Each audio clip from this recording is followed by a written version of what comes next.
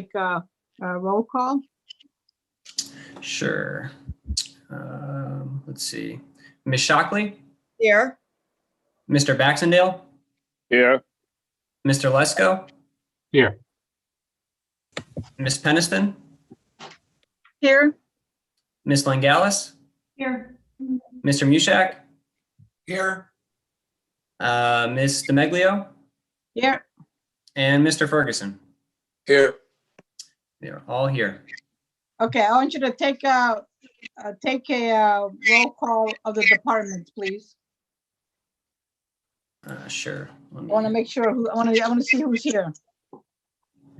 just pull up the agenda.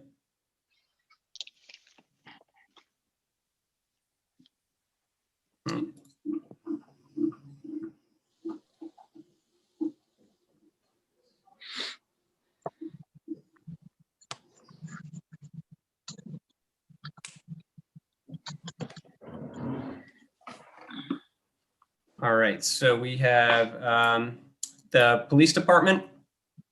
We Here. have fire department. Present. Here. We have community services, Present. which is human relations and library. Yeah, but Brian, I want to hear who's here though. So let's. Oh, sure. Okay. So, I mean, I could go through everyone for you. So from the police department, we have Chief Kohalik and Deputy Chief Zeka. From the fire department, we have Fire Chief Gatto and Assistant Chiefs McCabe and Bassett. Community services, we have Anna Keegan, Lamont Daniels, Sherelle Harris, and Alex Knopp. Finance department, which is IT, we have Karen Delvecchio, Jeff Odoro, and Joyce Liu. From economic development, we have the art commission, which is Sabrina Church. Economic and community development, which is Jessica Casey. And I think your last name changed, Jessica, so if I'm wrong, let me know. Code enforcement, I think that's represented by Jessica as well.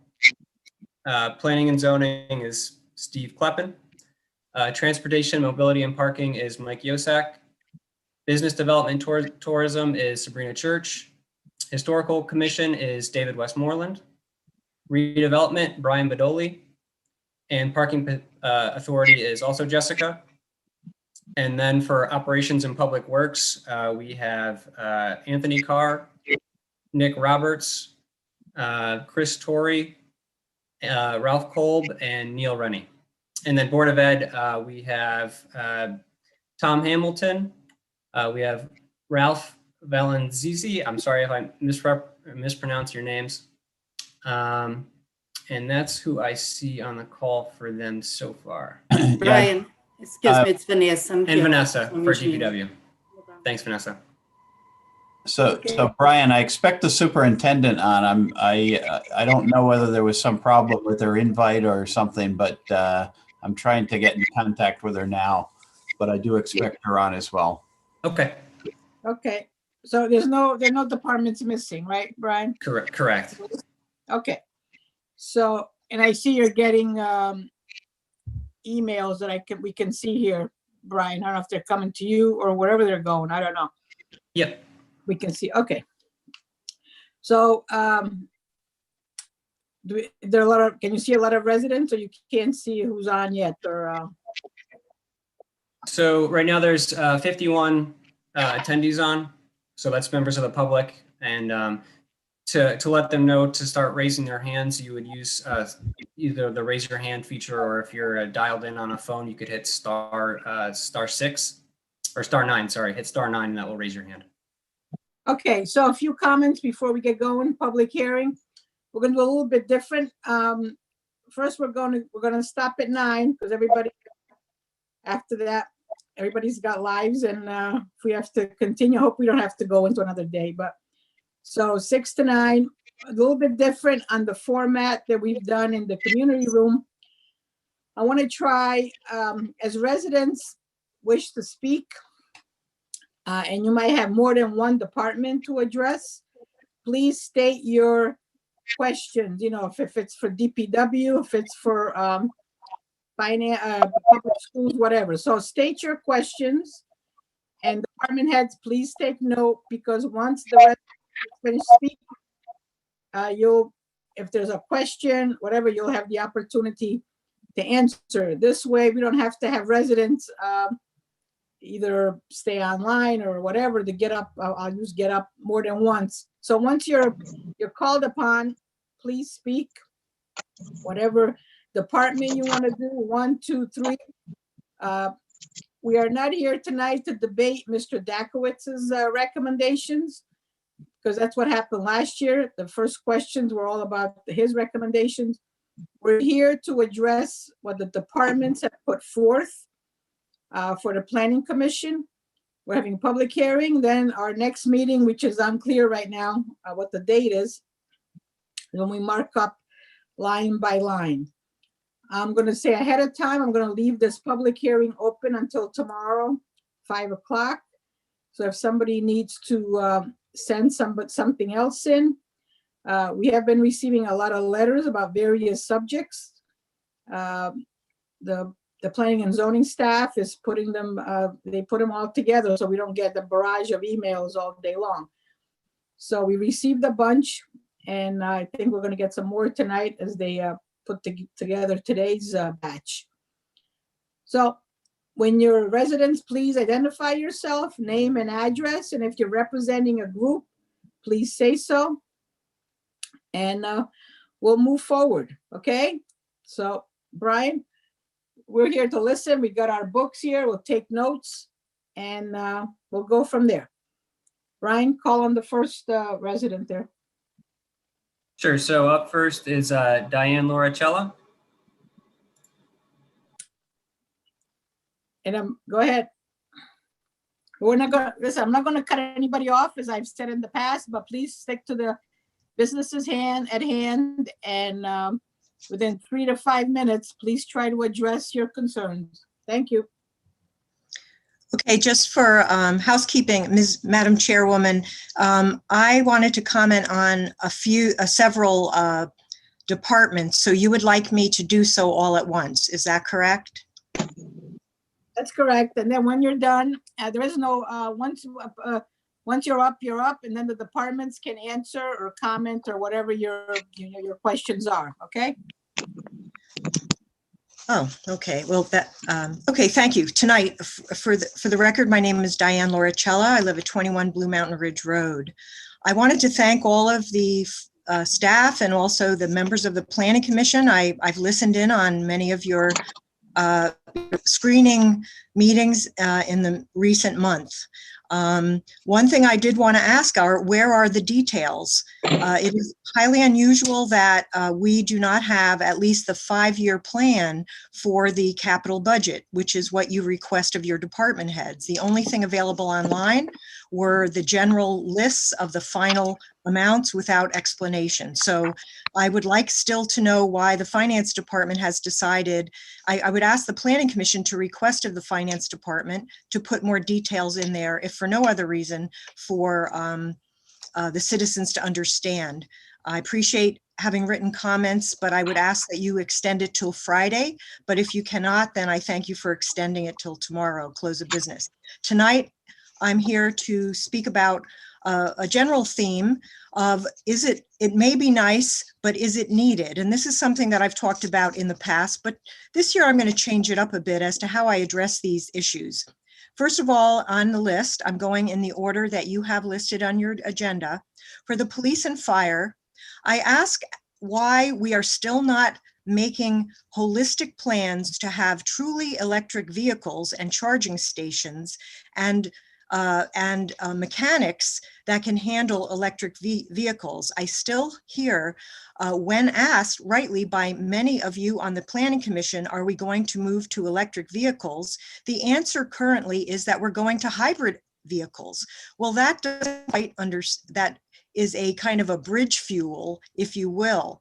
And I think the time has come, after people like me have asked for years why we are not looking at a holistic plan with vision for our vehicles for any department. I think there should be an across the board agreement by the city council and the mayor's office and the purchasing department that we start with truly electric vehicles, not only hybrids.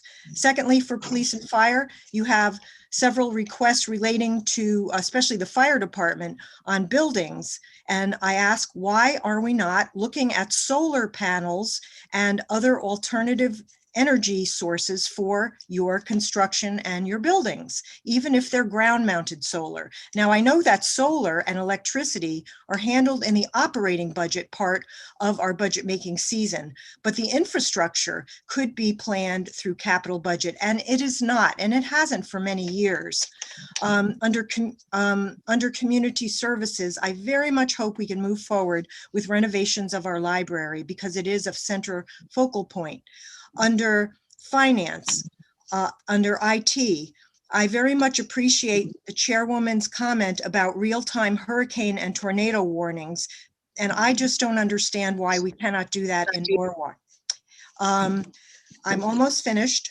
Going on with economic and community development, under the Transport, Mobility, and Parking Division, I ask that at any way possible that we truly get involved with the Vision Zero. Now, some of this is operating budget planning, but as far as parking goes, I do feel that we have to try a lot harder to put in green infrastructure. I do know you're going to be told in the answers, oh, well, we're planning the Webster lot to be pervious surfaces. That is just one lot, and it may not be the best lot to do pervious surfaces, quite frankly. I think that we have to try harder with rain gardens and strategically with vision look at the entire city for that. And then my main purpose tonight is to talk about DPW and all of the many, many departments under Mr. Carr's instruction. I know that this is one of the most difficult departments or agencies to, they work very hard, especially with the great job they did with the snow removal. It's not an easy job. However, for years, even prior to Mr. Carr coming on board, I have requested very, very logical and very reasonable requests to look at the following, and this includes your Parks and Recreation Committee, which has now been put under a department, which has been put under Mr. Carr, and that is for artificial turf fields. No matter what you are told tonight, and the fact that I have gone, this will be at least my 4th year that I have requested reasonably that this commission put a moratorium on artificial turf fields unless and until a neutral party, an expert from a university takes a look at the current hazards of artificial turf fields. That includes lower extremity injuries that are well documented, hazards from some of the materials used in making artificial fields, and it's not just lead in the actual grass-like fake grass. It has to do with a lot of the rubber material as well, and it off gases. There are cancer cases, especially of goalies, and you have passed the buck and not said a word and allowed millions of dollars of taxpayer money to be spent on artificial turf fields. Mr. Roberts, who is new, has bought into the usual passing of the buck and stating that if someone comes up with any problems out of the public health department, then he will act upon it. But in the meantime, we're still on the same bandwagon of installing our 7th artificial field. Tonight, you have in front of you turf ball fields, and of course, again, the broad fields, which they are asking double the amount of money. I ask that this be put to rest unless and until a 1-month moratorium where you look at the dangers of artificial turf fields, because you do not want to be responsible for the children's injuries and possible cancer in the future of their lives. The calf pasture parking lot is also under this particular item number 6.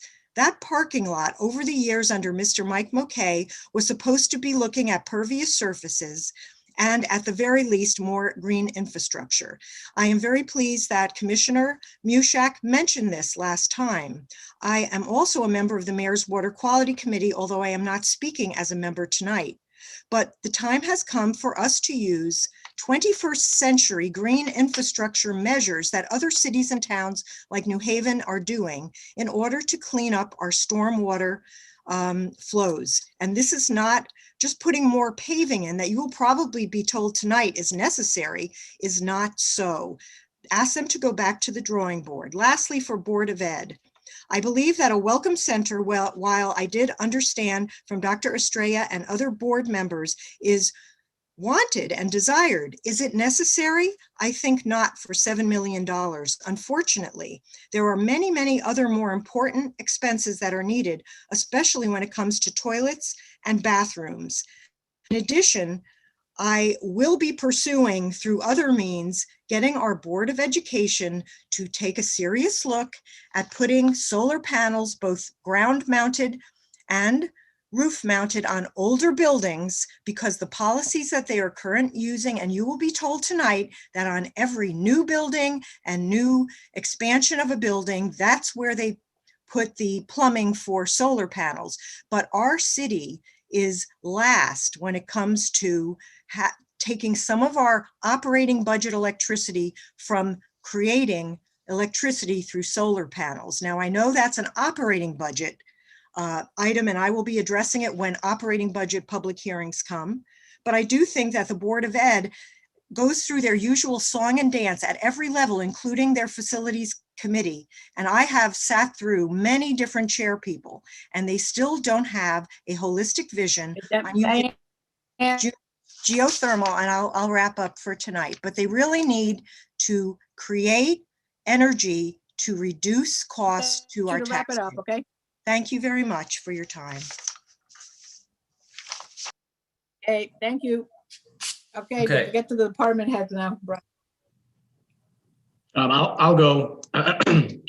So as I've stated to Ms. Larichello before, and to a few different committees, there's been a number of studies conducted in the US and other countries about the use of turf fields and the crumb rubber infield.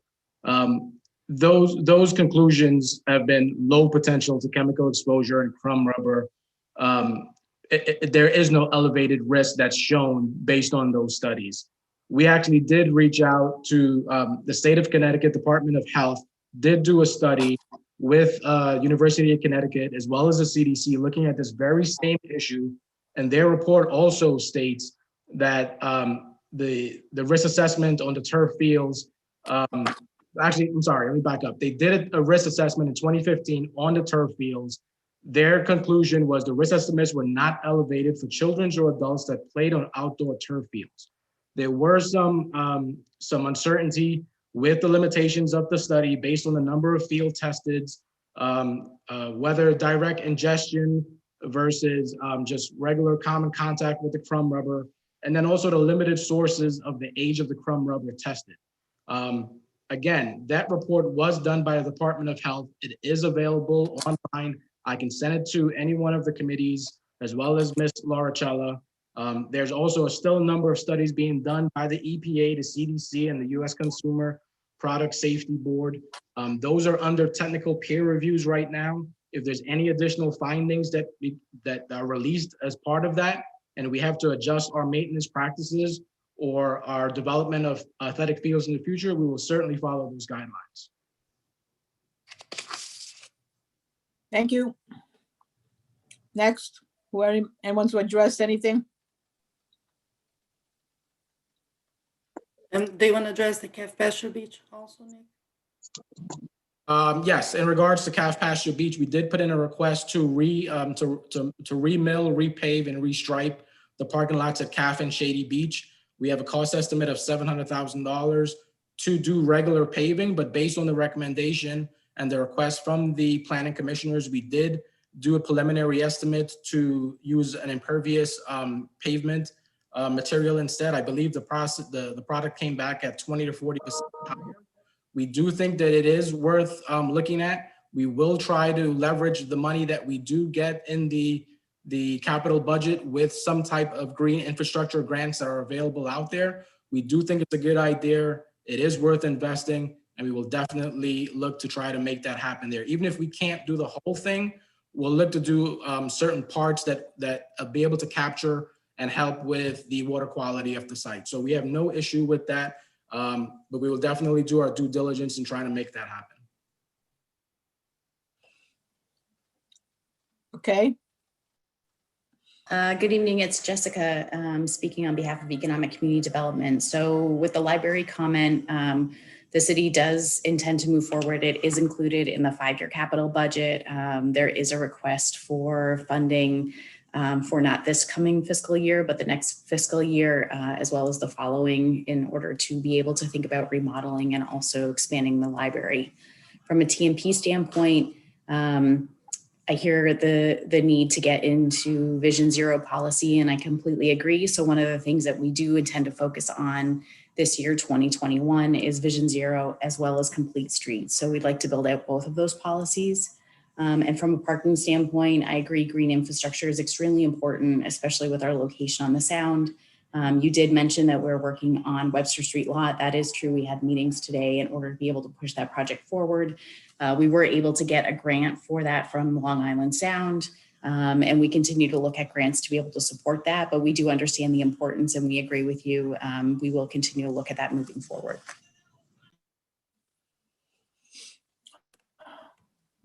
okay, I can address the police issue with the electric vehicles if you like. go ahead, So, Chief. Yep, my understanding tells me that there's very limited experience in large agencies using fully electric vehicles for full-time frontline patrol vehicles. There are some agencies that have started to experiment with that. We're looking at that. My preference has been not to be the first. Since we buy a large number of vehicles, I don't want to be stuck with vehicles that we either can't service or that don't work out, and we end up wasting city funds. So my preference has always been to look at other agencies. Once there is a track record and we see that it works and what works, then we go to implement that. Similar to the hybrid vehicles, we let the New York NYPD purchased a lot of vehicles. We looked at them to see how they handled it, how well they worked. Some other agencies in Connecticut that purchased 1 or 2 of those. And now that there is a track record, we feel it's prudent to move forward. So we're looking at hybrids, and we'll do the same with fully electric as time goes on. I can Okay. address the same issue for the fire department if you like. Go ahead, please do. Okay, this is Assistant Chief McCabe. After the Planning Commission last week asked us to look into hybrid, we've been doing some research, and we're looking to purchase 2 vehicles, a Ford Explorer and a Ford Transit. The Transit does not come in hybrid. Ford does not offer it. The Explorer does, and we're doing some research into that right now. Our biggest obstacle probably being just the increase in price on the initial purchase of that. As far as electric vehicles go, the Transit, again, is not offered in electric. And right now, Ford is only offering the Explorer in 2021 in Europe in the electric model. It's not being offered in the US. So as far as the 2 vehicles that we are looking to purchase, possibly the Explorer hybrid, but electric would not be an option for us at this time. Thank you. Anybody else? Sure. With respect to the Board of Education comments, I know that we sent to the commission earlier this morning a write-up based on questions that you had posed, and a number of those questions were related to the Family Welcome Center. And I think the write-up that we provided to you really provides a comprehensive and complete analysis of why we believe that project is so important. So, I think clearly from our perspective, we would disagree with Ms. Laura Cella's opinion that the Welcome Center is unnecessary. We, in fact, think it's very necessary. With respect to solar projects, the Board of Education it has moved forward with solar projects. We have solar projects that are both in service currently, and we have solar projects that are in planning. The important thing to note on these solar projects is that you don't see them in the capital budget because we're not requesting funding for them through the capital budget. As I had explained, I believe, to the commission when we met to discuss the capital budget, this question was raised by one of the commission members, and I indicated that the solar projects that we are bringing forward are being financed through purchase power agreements with entities that go in and undertake these improvements, and then we agree to buy back the power that's generated at a given rate. So there is no need for a capital budget appropriation because there is this alternative financing mechanism that generally is used in the industry to finance these types of projects. Okay, thank you. Okay, Brian, where we're going next? Sure. Next, Erica De Palma. Good evening. My name is Erica De Palma. I am at 110 Perry Avenue in Norwalk. And I'm here tonight representing as a parent of a Silvermine student and the district's District D's Board of Ed representative. I am once again advocating for the funding necessary to complete the Silvermine driveway reconstruction. The Board of Education, the Council, the Planning Commission, the BET, and the Mayor's Office all recognized last year the safety issue associated with this driveway when funding the driveway design was appropriated in last year's capital budget. Recognizing the safety issue last year and then dismissing it this year signals an intentional choice to put our students, staff, and parents at danger. Silvermine is one of the two largest elementary schools in Norwalk. The current driveway wasn't designed to accommodate the number of cars and buses moving through the school each morning and afternoon. Members of the Board of Education and the Common Council have visited the site and seen the danger firsthand to our students. The configuration of the driveway forces students to walk through traffic to enter into the building, and that's on a good day when a student's parent is able to actually enter the driveway. The congestion is such that cars are often forced to a dead stop on Perry Avenue and U Street, and children are running across a main road to get into school on time because their parents are sitting in standstill traffic outside the driveway. It's important to note that police are regularly on the road to try to curb speeding caused by the driveway backup. The school has also tried using police to direct traffic flow on the premises. Neither has resolved the situation. My family was personally impacted when my mother-in-law was rear-ended by a car that was speeding down Perry Avenue after being stuck in the driveway congestion. Our Planning Commission has heard the cry of rows of Silvermine community members who attended the Planning Commission meeting last February to speak to the danger that this driveway presents. Please do not compromise on safety in capital budget cuts. Please restore the Silvermine driveway construction to this year's capital budget.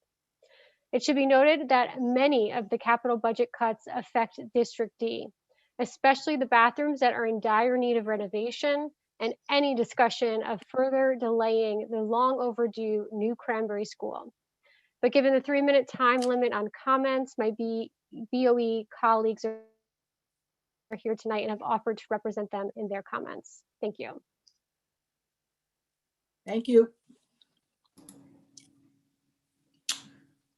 Next is Audrey Kazarin. Yes, hi. This is Audrey Kozarin calling. I live at 19 Kendall Court. And I also forwarded my comments to Kay Hernandez. I was wondering if that was Kevin Hernandez, who used to play for the New York Yankees. I want to thank the commission for taking my comments tonight. A lot of what Diane Loricella has shared and also Erica, who just shared, are some of my concerns. I wear some hats in various nature committees in the city. I want to talk about trees. I'm glad to see that tree planting is a line item in the budget. And beyond planting new trees, we must also be better stewards as a city and try very hard not to remove healthy existing trees whenever possible. We have many environmental groups in our city and experts who we can rely on through better communication and better knowledge of who's out there to help us. The Madam Chairman refers to us as residents. Residents are people who merely live somewhere. Citizens are people who are participating in their civic life. So I would like to see us referred to as citizens rather than residents. I would like also to see the artificial turf rejected. I know Mr. Roberts mentioned some studies that show it's sort of safe. I don't think it's ever good for the planet. I do feel that we always err on the side of humans and our desires at the expense of Mother Earth. And I think we've reached the point, the stakes are so high now with the climate and with what we've done to impact the earth, that we really do have to look deeper at our actions. So I think the artificial turf is not good. I mean, if you have playing fields, natural grass turf comes at a cost as well. It's a monoculture, requires pesticides and chemicals to maintain, a lot of water usage, and all those gas-powered, all that equipment to keep the lawn trimmed. I think it's great having playing fields, but it's coming at a cost, I think, at this point with the situation with our earth. We really have to look at how we're living. The impervious paving is much preferable over traditional paving. Active transportation, I want to thank the Planning Commission and for putting in active transportation support for walkability, bikeability. We need a highly functioning public transportation system.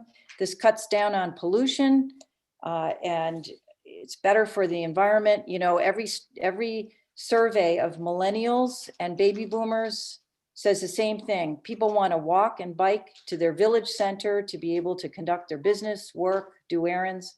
So I'm very glad to see support for walkability and bikeability in our city. Support for our libraries is so important. That's our de facto community center.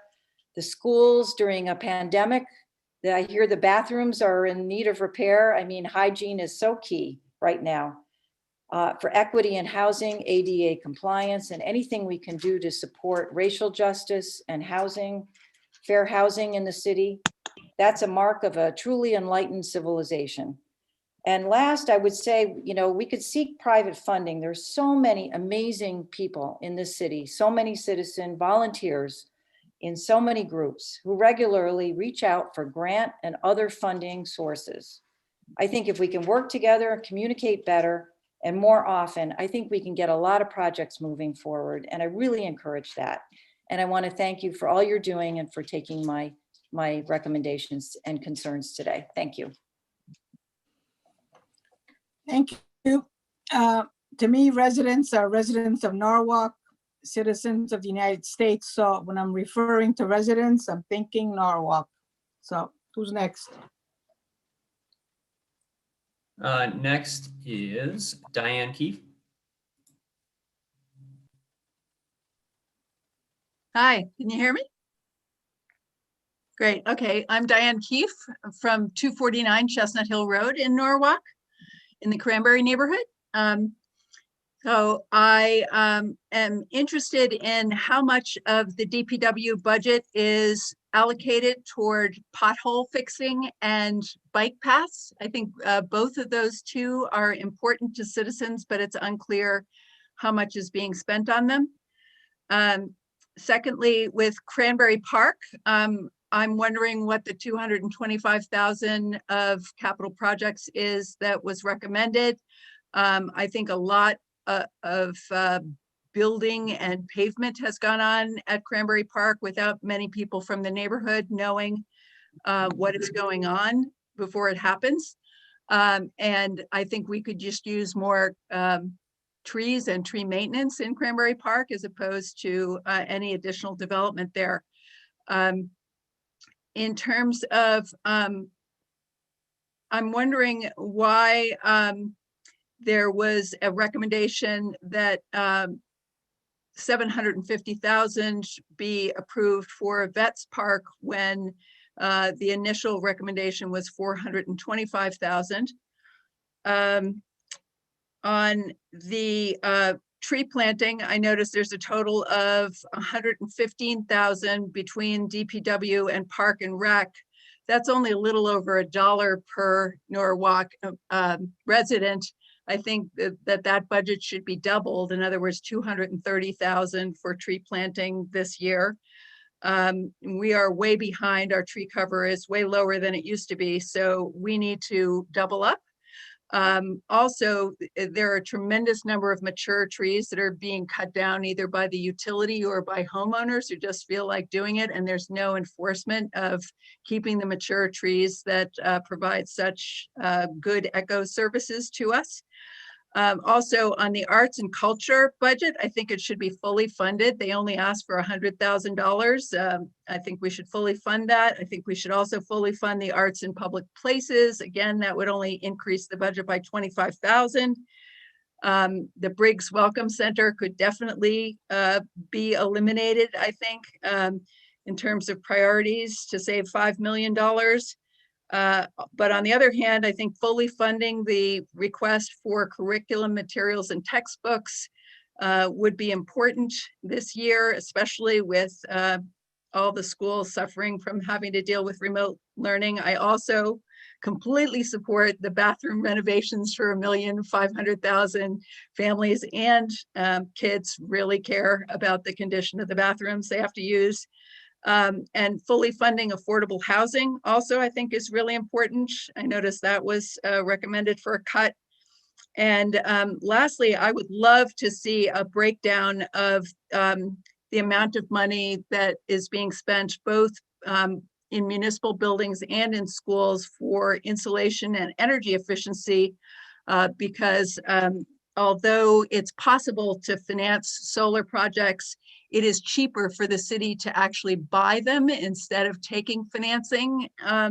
So I've just looked at this for my own house. It is cheaper for anybody to buy solar panels and buy Tesla Powerwall storage so that you can benefit as the utility needs more energy. They will actually pay you for the amount of energy you store when they need it during the peak period, when air conditioning is putting a big demand on the grid. So the city of Norwalk should begin to benefit from all of its south-facing roofs and begin to actually stop paying the utilities so much money for something that they could actually be saving from. Thanks for your time this evening. And also, I would lastly like to see that any vehicle that the City of Norwalk, Police Department, Fire Department, or any part of the city doesn't get funded unless it is a hybrid or an electric vehicle. Thank you.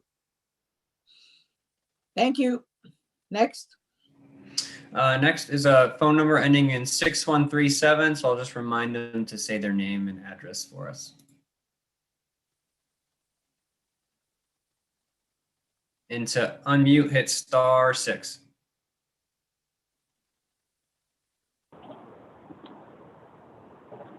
Hi, this is Robert Coonahan from 1 Cutliff Street in Norwalk. I apologize, I'm in the car, so I hope you can get connection the whole time. I understand I believe it's the planning committee, that there's a proposal for a study of the area from Cutliff Street to the Rowayton Village for a sidewalk, and that had been reduced from a proposal to fund that sidewalk. I sent some comments to Mr. Kleppen earlier this afternoon, so I'll keep my comments brief. As someone who lives in that area, it's a heavy pedestrian area. There are a number of families that live along that path. It's about 6 houses, I believe, maybe 7, so it's not a very long stretch. I realize it's a state road, so the city doesn't have complete control over what happens there. But it is an area where there are numerous pedestrians from the local residents, as well as people walking from the train station that are going to the town. It's also an extremely dangerous intersection. We had someone drive through the light a couple weeks ago who actually hit the stone wall in front of our house. Our neighbors have had their fence run over. The light pole in front of the church at the corner has been hit by someone late at night. So it's an area with a lot of pedestrians, and it's an area with a lot of dangerous driving because people are basically gunning it as they come in from Darien. So I'm just commenting to strongly suggest that the Planning Commission fully fund what it takes to put in a sidewalk at that area. So thank you very much for your time, and I really appreciate it.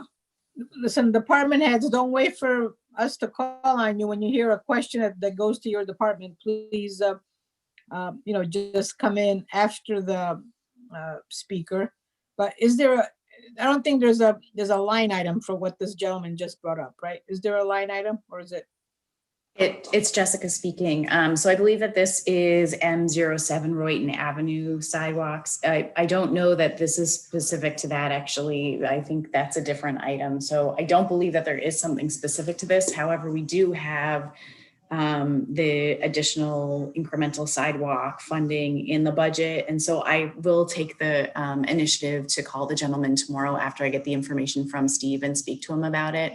I want to know exactly where the location is and what exactly that 6 to 7 house stretch looks like. So I will take the initiative to call tomorrow. And Brian, I don't know if maybe we can connect tomorrow on that information. And it sounds like Mike Yosick is going to comment. Yeah, just this is a section we are looking at under that budget item. Oh, great, thank you. So that's M07 Royton Avenue sidewalks, and it's a request of $150,000 in FY22. Thanks, Mike. Okay, thank you. Okay, next is Farah Marin. Hi, everyone. My name is Farah Marin. I reside at 63 Bayview Avenue, and I'm addressing you all today to vocalize my disappointment that $620,000 is being allocated for the turf softball field during a global pandemic. Not only is artificial turf unsustainable, but it is absolutely unnecessary. Our city needs to be at the forefront of protecting our environment and our neighbors. There are many pressing community needs, like the lack of access to technology, clothing, shelter, and food. It appears to me that $0 was allocated to the library. The library is a place where the entire community is able to gather and access resources. Young people go there to do their homework, families go there for programming, students go there for online resources to do their research. During storms, the community can charge their devices to communicate their safety with their families. Our library is an invaluable resource and deserves the funding. Our community needs access to education during a time like this. I also agree with previous speakers on requesting that the city does not purchase any vehicles unless they are hybrids or fully electric. It is time for Norwalk to lead in sustainability. Thank you for all your time. Thank you.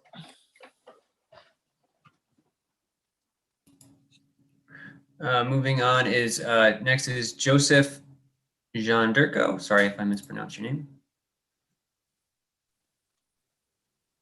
Good evening, commissioners. Hopefully you can hear me, but good evening, members of the planning. Oh, I'm sorry. My name is Joseph Jean-Durko. I reside at 163 Chestnut Hill Road. I'm speaking to you on behalf of the Norwalk Federation of Teachers as the vice president. So good evening, members of the Planning Commission. Thank you for allowing me this opportunity to speak. I wish to speak about both very quickly, the capital budget.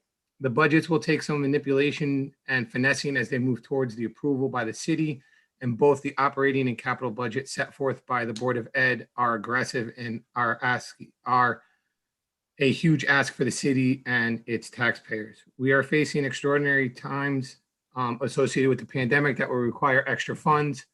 We have support from the state and federal government, which will also require extra support. We still require extra support from the city. We are most concerned with classroom staffing so that they can maintain careful, individualized attention to our students. The operating budget, which I know will come up later, does not seek to restore or increase the instructional aids that our students need. NPS continues to ask our early educators to do more with less. Each year, it's simply not necessary. Providing our teachers with the necessary and required supports will help many of our students achieve better educational outcomes. These supports will have a cascading effect throughout the school system, which will include a better product and a better result for our students. As for the capital budget, I fail to see the need or understand the rationale for the creation of the Briggs building. The NFT would support the idea of the Briggs Welcome Center in an ideal world, but unfortunately, it is not an ideal world. It is an interesting idea that we have only recently started hearing about and would like to know more about. There are many more issues within this plan that the NFT has not been made aware of. The process to register and welcome and admit a student can be streamlined and improved through a reconfiguration of the process and use of central office space. We are not sure, and it has not been communicated how this plan was considered or developed. Simply put, the nearly $7 million price tag could be better spent on other projects throughout the district. We are facing delays at the construction of Jefferson. You've already heard about the delay or possible delay of the Silvermine parking lot, which is in need of repair and fixing, and it has been pushed off by the previous superintendent for several years.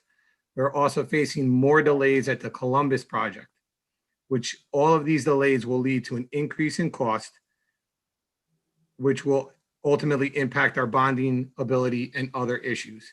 And finally, we would hate to see Cranberry be delayed once again for, I believe, what is the 5th time it has been delayed or moved since I've become a teacher in the last 20 years. So please consider those issues as you move forward this budget request. Thank you. Thank you. Does anybody wish to address anything, or we're just moving on?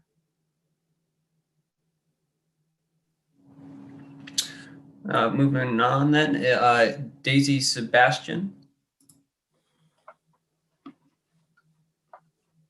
Hello. Hi, this is Daisy Sebastian. I live at 127 Perry Avenue. I am a mother of 4, and I am here to address 2 items. One, the bathroom renovations. I know that there's a lot of big fancy projects like welcome centers and new school buildings, but the fact that West Rocks Middle School and many other bathrooms are in complete disrepair. I used to work at West Rocks Middle School. Now I have a son that goes there. They are disgusting, and it is imperative that they be fixed. Secondly, the Silvermine driveway. I could list 20 reasons due to, why you need to fix this, but the bottom line is somebody is going to get hurt. There are children that are walking through this parking lot with cars and buses, and it is scary. If you have not been there and you are going to make a decision on this item, you should go at dismissal or at pickup and watch these little children walk through this parking lot. So please do not bump this project. It is very important. Thank you. Thank you. Next is Ileana Zuniga.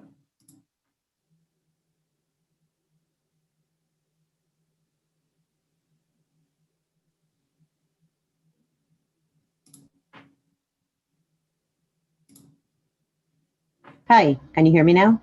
Yep. Oh, perfect. Thank you. My name is Ileana Zuniga. I reside in 8 Running Brook Lane here in Norwalk. I am here as a parent of 2 kids who attend Norwalk Public Schools, West Rocks and PTAC, and have also attended Silvermine in the past. And I am an SGC member for PTAC. I'm here to comment on budget allocations destined mostly for NPS. I manage a group for Latino families within Norwalk with almost 1,000 members, where the objective is to find support and resources to all of our Latino families in the city.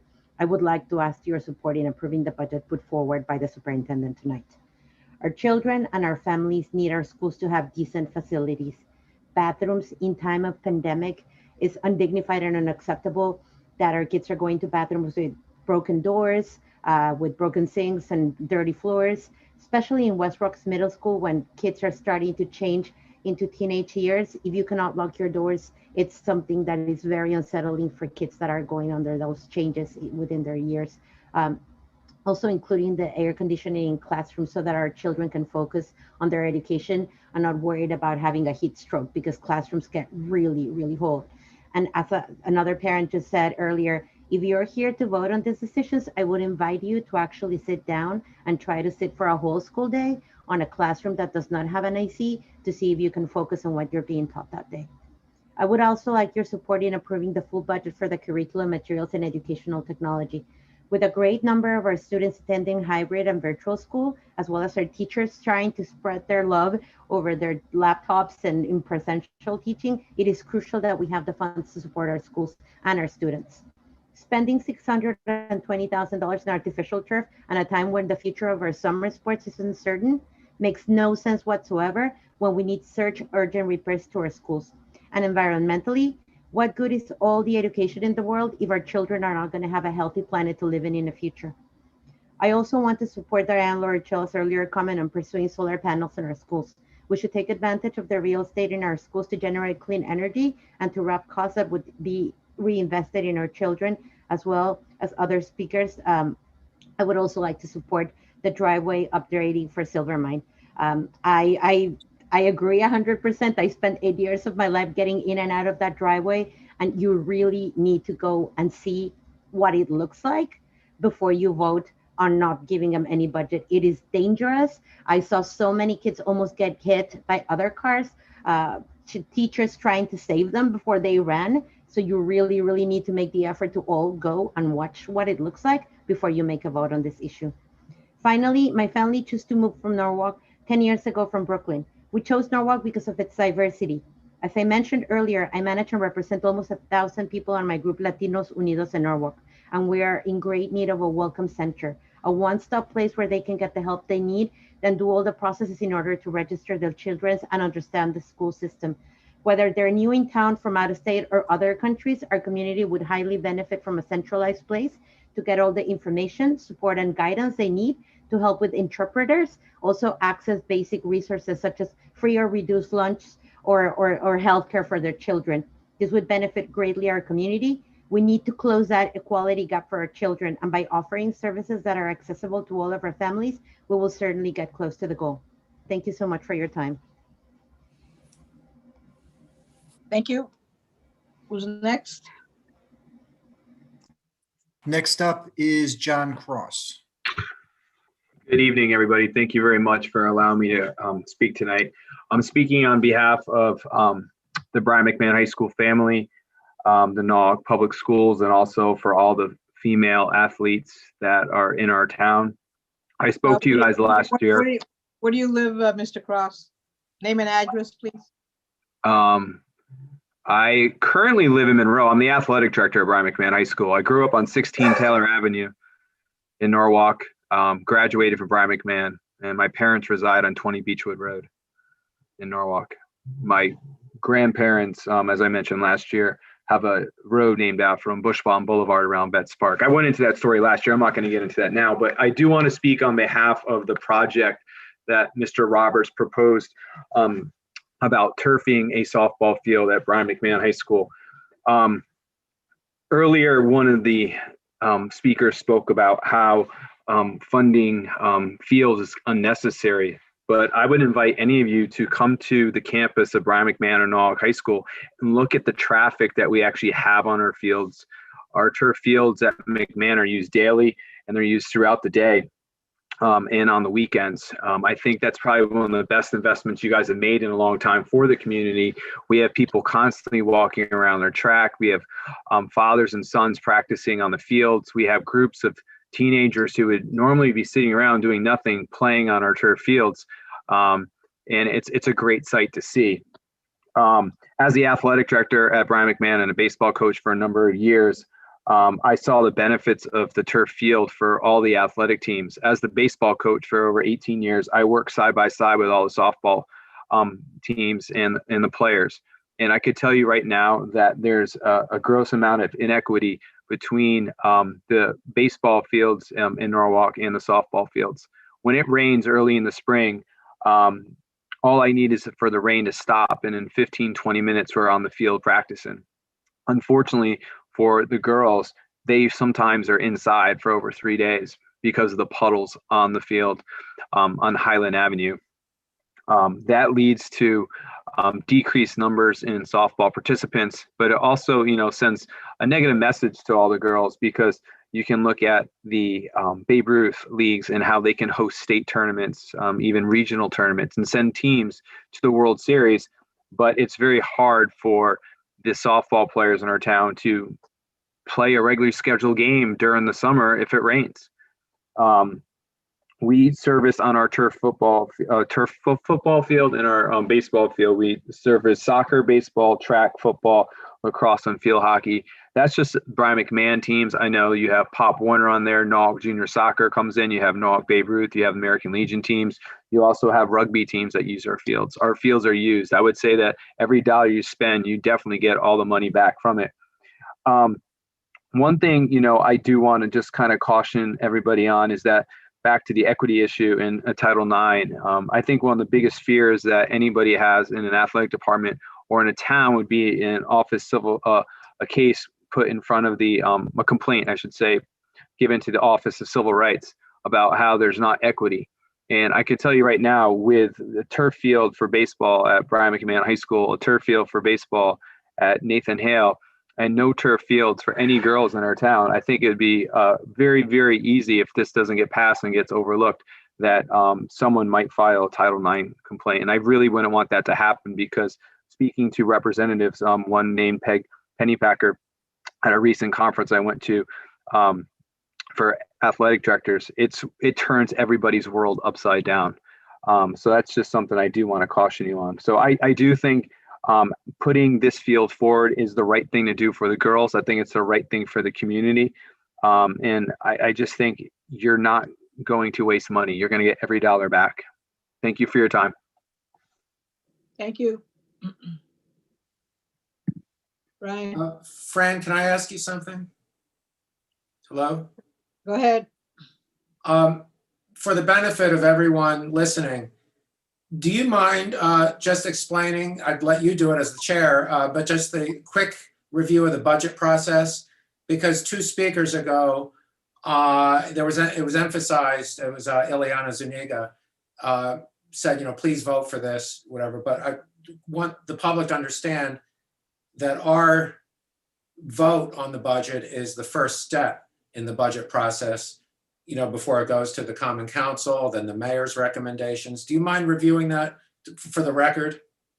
This is so our public hearing, and then the planning commission will get together and go through line by line and make its recommendations. Published are the city CFO's recommendations. So you'll have the city CFO, you'll have planning commission recommendations. We send our recommendations to the mayor. The letter will go out, I believe it's due March 5th. Then the mayor puts his recommendations together. I believe it goes to the Board of Estimated Taxation. It's all a process, and the Common Council has ultimate approval, and they can change any line item or budget item as they see fit. So this is not, we're not voting on anything tonight, we're listening. So the process for the capital budget is lengthy, and there are, I'm not sure. I guess I'm not sure. I think Common Council has a public hearing on it, I believe. So there's many steps to it, and this is just one piece of it. Okay, thank you.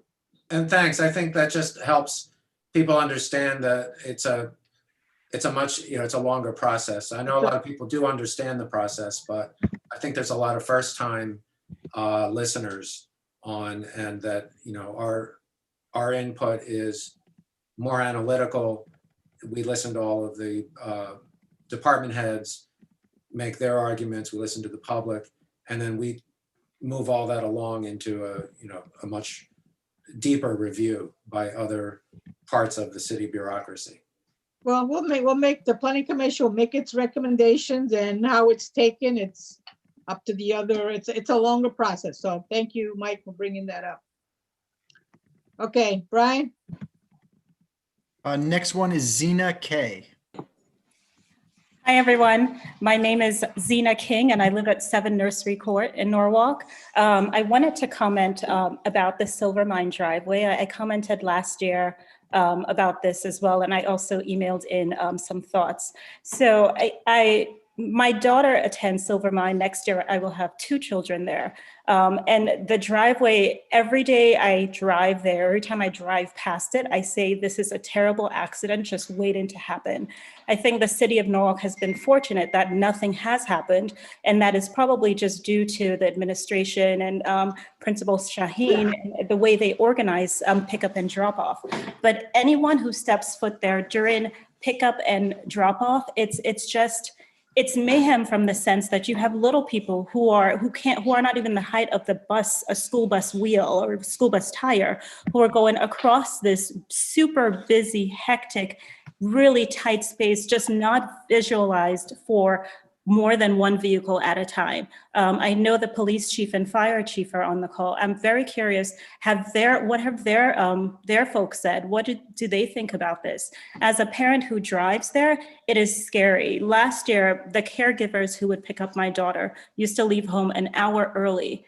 We live 9 minutes away, and they used to leave home an hour early just to try to get into the driveway and to leave in a decent way. In addition, they were afraid of that parking lot. They didn't want to be the ones to hit someone's child. So I think there is serious consideration. I just think we've been lucky so far, and this is on the budget, and it's something that should be given serious consideration. And those are my comments. Thank you.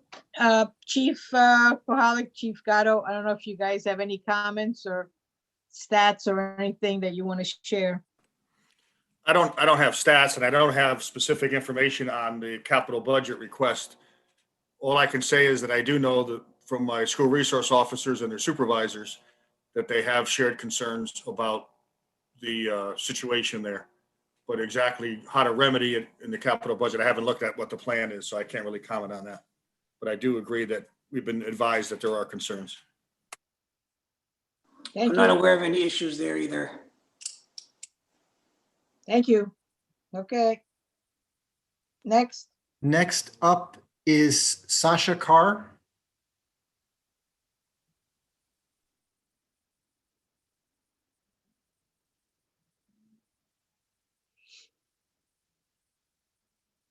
Are they on mute, Brian?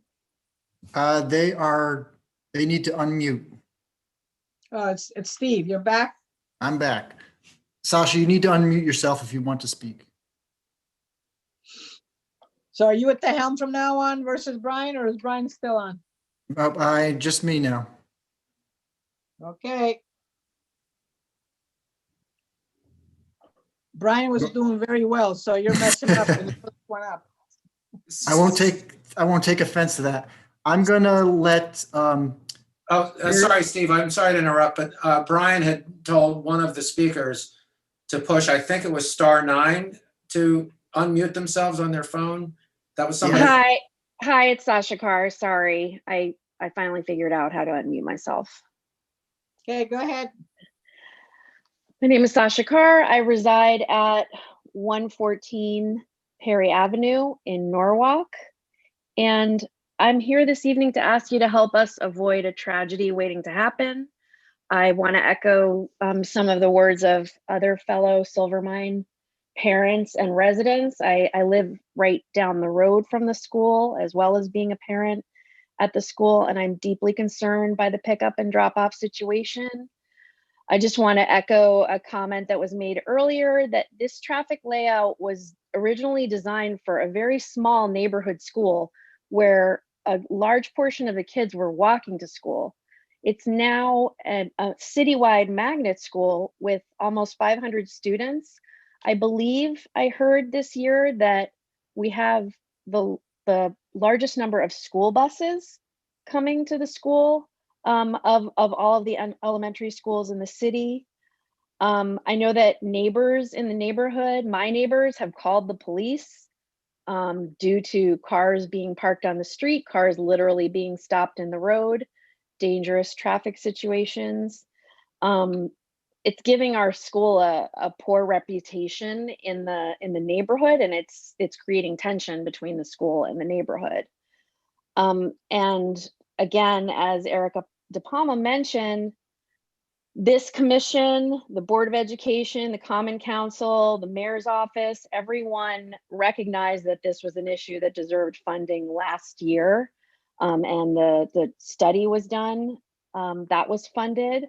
So recognizing that this was an urgent safety issue last year and then kicking it down the road this year kind of looks like a choice on the city's part to put people in danger. So I'm hoping that we can resolve this issue this year and make the area a safer place for our children and families. Thank you. Thank you. Okay, next one up is Terry Atkin. Hi, my name is Terry Atkin. Can you hear me okay? Yes. Great. I live at 184 Rowayton Avenue across from Pinckney Park. And I'm speaking tonight in support of the proposed sidewalk that was mentioned earlier. The sidewalk is a small section, as they said, between Cudlip, in which it's quite dangerous because there's also a blind curve. This should be fully funded for our community's safety. That's the families. But I want to speak tonight also about the employees of the Rowayton Market, who I watch from my window as they go back and forth to the train station. And those, I personally know 4 of them. And I see them where the Pinckney Park sidewalk ends, then forced to walk on the shoulder of Rowayton Avenue. And I don't think that walking in the gutter just to get to and from work is fair or safe, because they just happen not to have access to a car. Thank you for your time. Thank you. Next.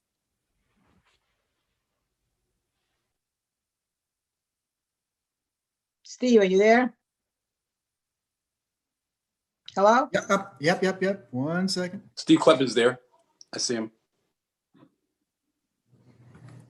Okay, Jennifer, are you there? Jennifer might have had to pop out, so I may have to put her back in later, but oh, no, there It she was is. actually a quick call, so I am back. If it's Jennifer Romano.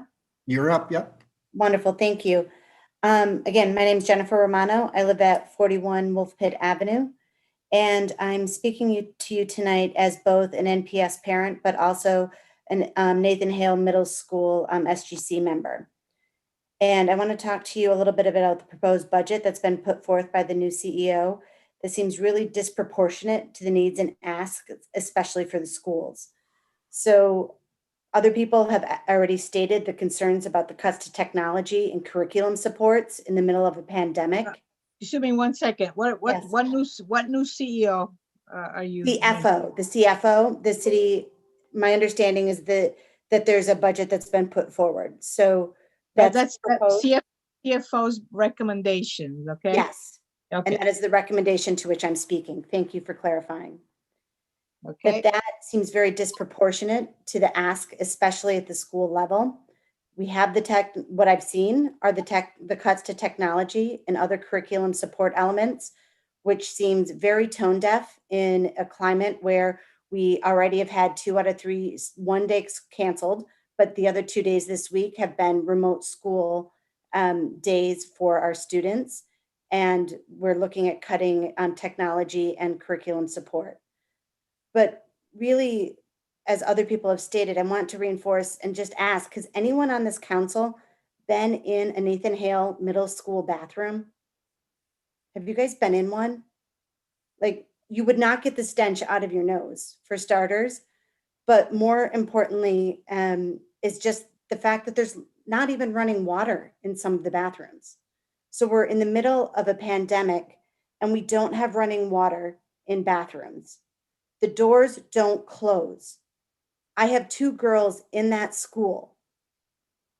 I don't want to go into the details of what they have to do to take care of their feminine hygiene needs in the middle of a school day.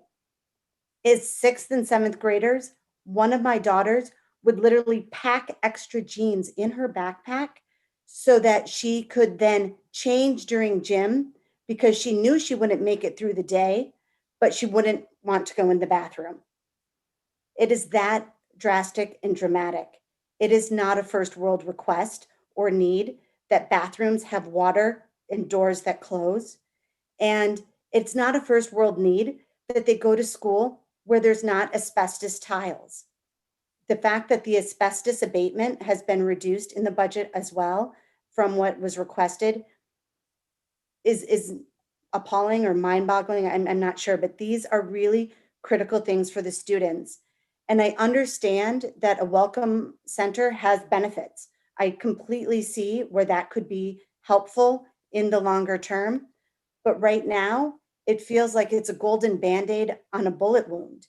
It feels like we're going for something that is so futuristic when we don't have running water in bathrooms and our kids are going to school where there's asbestos in the hallways. I also think that we talk a lot about how great our teachers are and how much we want to support them. My kids are in there 3 years each and they're out. But we're asking these teachers to be in there day in, day out, year in, year out, in asbestos hallways and in those bathrooms. And I don't think it's right. And I think that Norwalk can do better. I haven't addressed the need for air conditioning or the fact that Nathan Hale lost a library when we had TTO because it had to be converted. I want to talk about those things. I want you to know those things are important to our community. But right now, the fact that a mere 12.5% of the Board of Ed's ask for these facility improvements has been granted is woefully disproportionate to what else is being asked for in the city.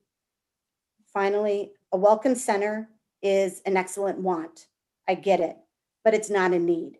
And that's what I try to teach my children in terms of the difference between a want and a need. Asbestos-free bathrooms and bathrooms with running water, those are needs. And I think that those need to be addressed by the council. Thank you. Wait, before you get off, if I may ask you, Yes. since you brought up that you're a member of the Student Government Council, right? Yes. Are these things brought up at that level? And does that go to the Board of Ed from the Student Government Council? So I'm a new member. This year so far, we've been very focused on our new principal hire, and we have started to address them. But to my knowledge, we knew that the Board of Ed was requesting bathrooms. And so that is one example. At bathrooms and asbestos, we knew that was happening, but we haven't gone beyond knowing that it's there. So this is why I'm speaking tonight. Okay, thank you. You're welcome. Tom Hamilton, you know, I've been, just myself, the Planning Commission has been supporting air conditioning, you know, for at least 10 years. Those of us have been there a while. And from what I remember of your presentation, it seems like air conditioning was, that every classroom was getting air conditioning, whether window units or whatever. So can you please address that? Are there still schools with classrooms with no air conditioning? We've been at this a long time. So can you give a brief synopsis of where we are on air conditioning? Yeah, sure. I'm happy to do that, Fran. And I think we discussed it at the last meeting and presented some slides on that. But you know, we are putting air conditioning in central air conditioning in all of the schools that which are undergoing a major renovation work or new construction. So we've for instance, last year completed the air conditioning, central air conditioning at Ponus, of course, in the new building at Ponus, along with air conditioning, central air conditioning at the middle school building at Ponus. And we're doing that as we move along. So Jefferson School is presently closed, and that should be in construction, as I understand it, later this year in 2021. And that project, of course, does include putting new air conditioning, central air conditioning into that building. So as we go forward with the major projects, we put in central air. And then on top of that, beginning, I think it was 3 years ago now, the city first funded an initiative to put in window air conditioning and modular type air conditioning, the type, that you might see ductless air conditioning in hotel rooms and for instance like that. And so we're putting in these modular and window-based units to air condition the classroom spaces of our district schools that don't have central air. It really comes down to money is what it comes down to, Fran, because we would love to have central air conditioning in every single building.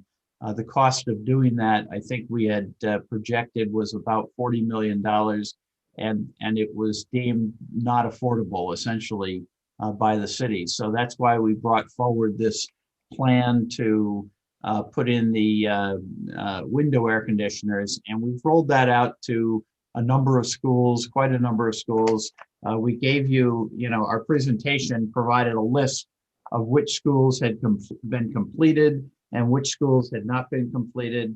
And the expectation is that we will finish the air conditioning project over the next the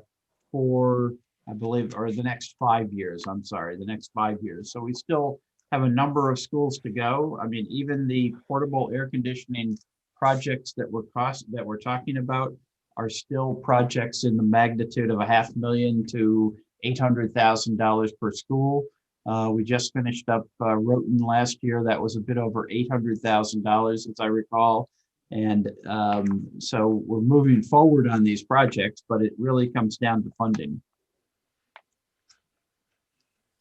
I think the data that you presented, Tom, it's available, correct? Steve, whoever, it's online. It's on the district website, I believe, and we've, yes, it is available. We've provided that information to the commission. We've provided that information to the city, and we have that information. If anyone is unable to locate it, they can contact the district office, and we will email it to them or make it available. But again, I believe it is currently up on the district website. Thank you.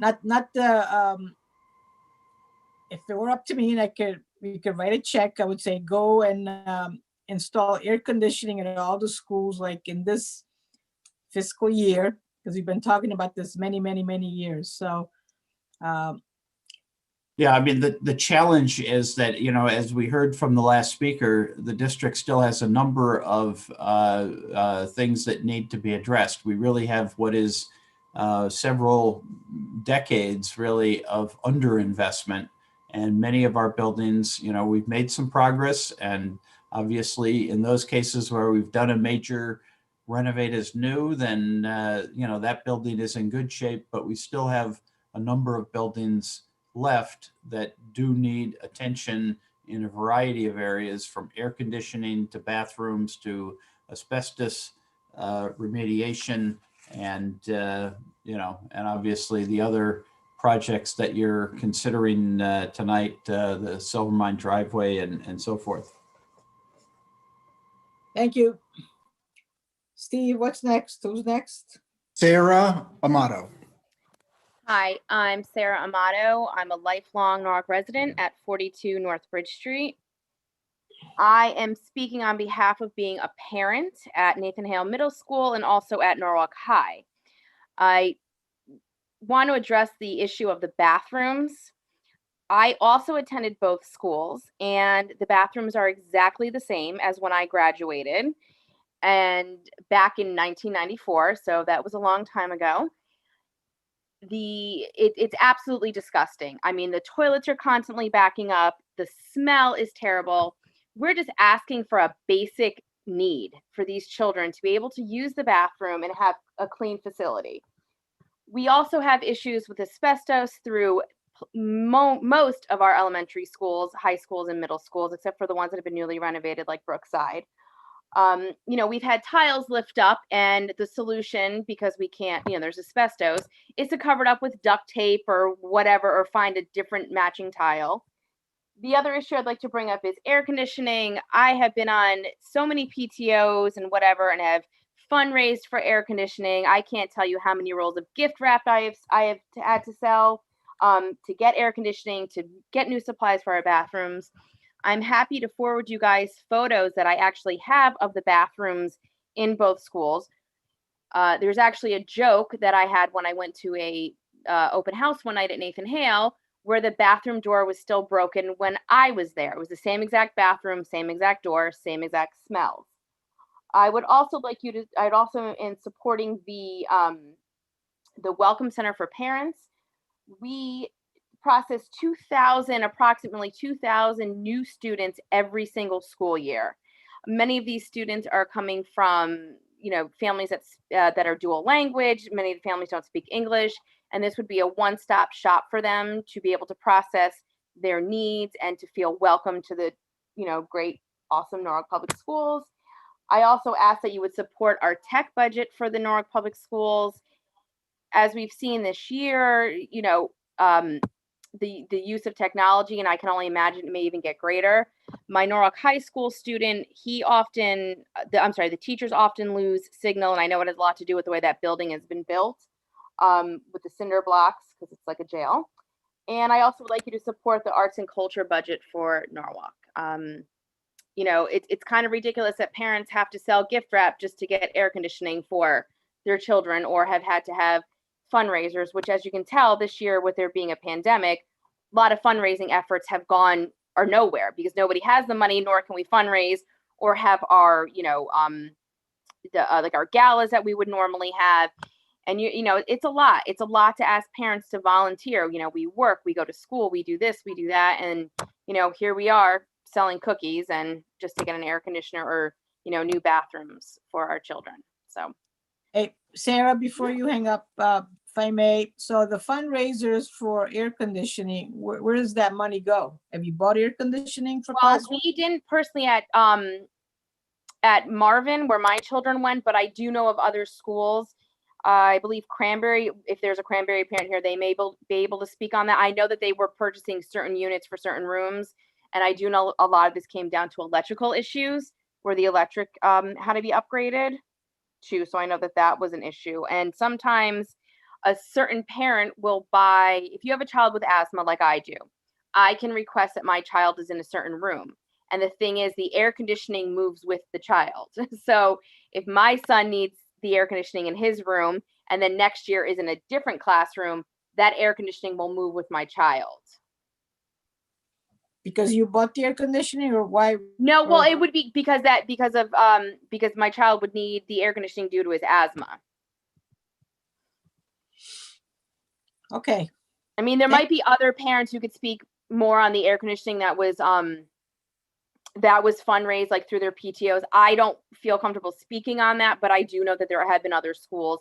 With my involvement with the PTO council, I remember a few years back, parents buy, you know, either the PTO's fundraising for them, or that was something that they were fundraising for. Okay, thank you. All right, you're welcome. Now, from what I remember some years back, I know at Fox Run, parents or the PTO, they had bought air conditioning, but they could not, for classrooms, but they could not be installed because of the electrical issues.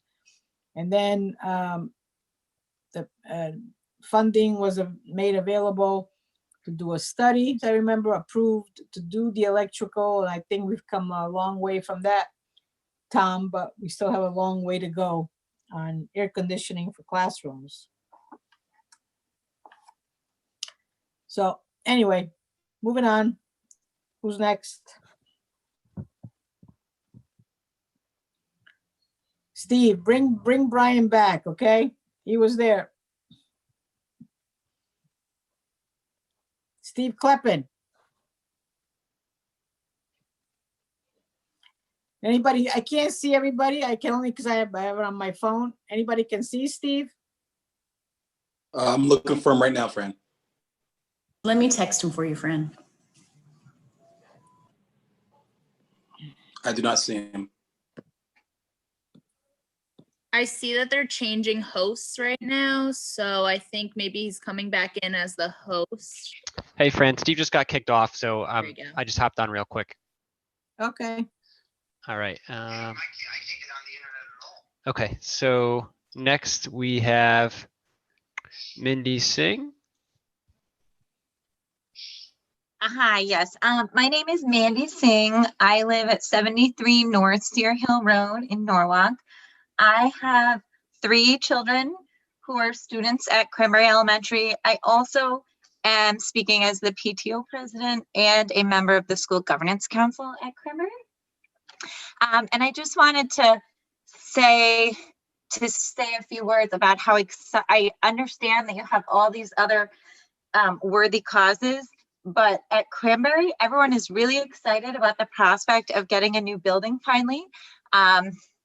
The community has been waiting 25 years for what was originally supposed to be an addition. Cranberry is one of the schools in Norwalk that still doesn't have a separate cafeteria. Our school the floor plan is very similar to Fox Run, but Fox Run did have the addition. And Cranberry has been waiting patiently since 1996 for that addition. And every year it keeps getting pushed back. And then in the last 2 years, finally, the city and the superintendent and the Board of Ed all looked at this, studied it and decided that it actually made sense. It's been so long. And Cranberry's gotten so run down that instead of building that addition, it would make sense to build a new school. And I hope that that's still on your list. I think it is, but I also am concerned because of the recommendations made by the CFO. And so I just want to make sure everyone on this council is aware that we've been waiting 25 years and the community just can't wait any longer. So I hope you'll continue to support that project. Thank you. Thank you. Okay, next is Laura Garcia.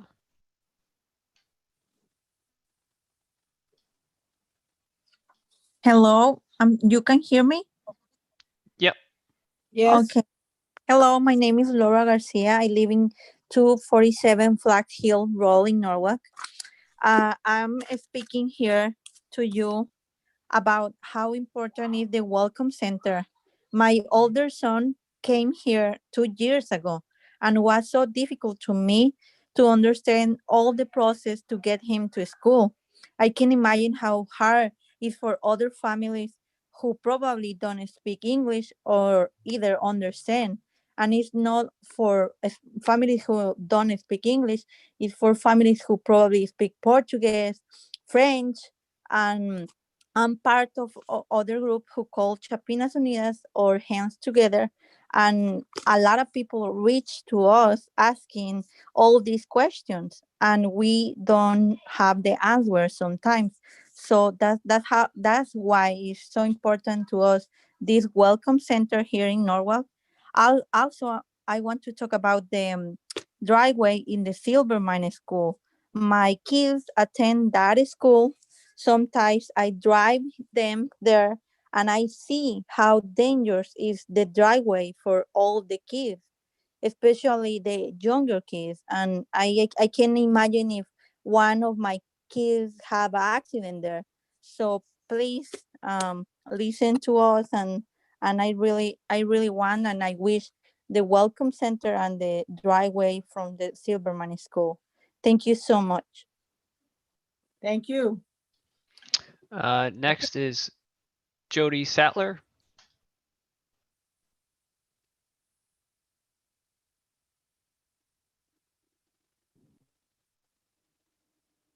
Sorry, Jody, I accidentally muted you again. Can you hear me now? There we go. Yep. Hi, my name is Jody Sattler. I live at 17 Highland Avenue. I have 3 children in Norwalk Public Schools, an 8th grader at Rhoton Middle School, a sophomore and a junior at Brian McMahon High School. And I'm also the co-chair of the School Governance Council at Brian McMahon High School. I'm here to advocate for the budget approval for the new turf field at Brian McMahon. I've spoken about this many times, and the reasons that I spoke about in the past were that we need more places for kids who live in our urban areas to play outside in areas that can be used year-round, that don't get rained out, that are well maintained. And COVID has made this problem exponentially worse. The kids are spending so much time, in front of computers. So many things have been canceled that it's more important than ever that we get this field built and we get these kids back into some normal activities. Having teenagers, it's been a really tough year for them to not have any kind of normalcy. The fields in Norwalk, there's a lot provided for the boys. There's not as many provided for the girls. For example, there's not a single softball field in the city of Norwalk that is turf that can be used year round. The current field at Brian McMahon High School in 2019, for example, like 36% of the games were canceled because of rainouts and the field couldn't be used, but the boys still got to play. And I believe if we don't approve this field, I think the city will be open to some potential Title IX liabilities. And we're clearly not providing equal facilities and play areas for both our female and male athletes. This field also would be used it's currently even used for band, field hockey, lacrosse. It would be used year-round for multiple sports, but it would provide some equality to the female athletes. And again, especially with COVID, these kids really need an opportunity to get out and play. It's more important than ever. So I'm here to advocate for the field. I really hope it gets approved, and I hope we can get the kids out there participating in sports and activities again. Thank you. Thank you. All right, next was Nalini Jones.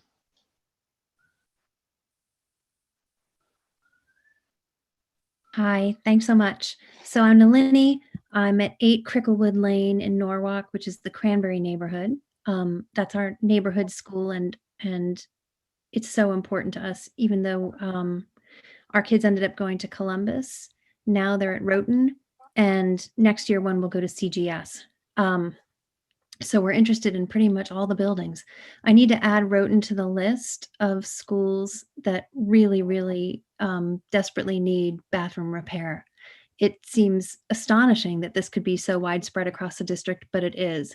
I served on governance at Rhoton for 2 years with Jody Sattler, who just spoke actually, who is a tremendous leader. And it became clear to me that people were very interested in trying to fix what was going wrong in that building, which is also a very old building, as much as they could with the funds that they had.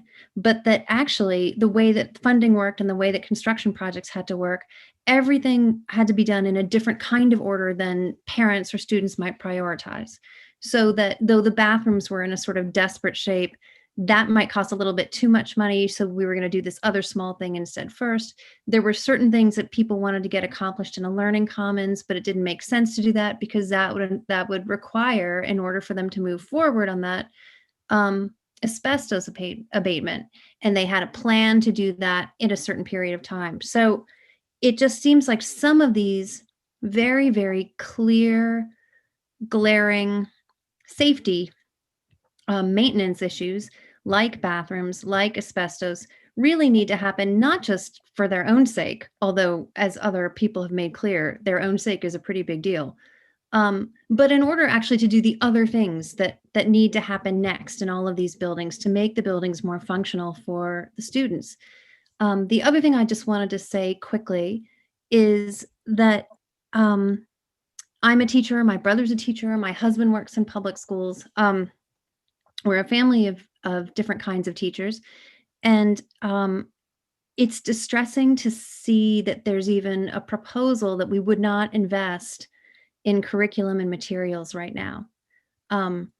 It's really dispiriting when our kids, not only on remote days, but every day, even on the days when they're in the buildings, they are getting all of their instruction delivered to them through technology. It all has to be on computers all the time because that's how they can be a class in different cohorts, one cohort at home and one cohort in school. that we would not sort of consider supporting just investing the requisite amount in technology going forward feels like a really pressing concern. And I wanted to bring up one last thing about that. I had an opportunity to meet with the IT team for a terrible reason. A friend of my child's had been hacked. Kids are being hacked all the time. They're hacking each other. It turns out to be very, very simple to do, and they all know how to do it. And so that some of the money that might go into a technology line item for our schools could actually have a great deal to do with student security, not just, fancy programs with bells and whistles, but actual instruction for which they need curriculum and materials also, and actual safety so that they can actually move into the arena where they need to do their learning and feel secure doing it. That just seems to me as a parent and an educator of utmost importance, and I wanted to make sure that that came up. Thanks for your time. Thank you. Okay, next up is April. Good evening. My name is April Wennerstrom, and I reside at Oxy Oak Lane in the Cranberry section of Norwalk. I'm a 5th grade student at Cranberry School. To support my fellow SGC members and Cranberry PTO President Mandy Singh, I'm here to offer context and history about Cranberry School as well. I was last in front of this council nearly a year ago, and the year prior, and likely the year prior, with a petition to fund a new Cranberry School. If I could take a moment to define again for the council the word investment. Investment is an economic sense. An investment is the purchase of goods that are not consumed today, but are used in the future to create wealth. In finance, an investment is a monetary asset purchased with the idea that the asset will provide income in the future or be sold at a higher price for profit. As a member of the SGC at Cranberry, I again implore this group to consider a new Cranberry School. In 2019, the Cranberry community was led to believe by Mayor Rilling and the former superintendent, Mr. Adamowski, that a new Cranberry School would be supported for a break-ground period of 21-22. The city is again considering removing funding for a new Cranberry School, which the mayor assured that the Cranberry community and SGC on June 26th of 19 that he would support.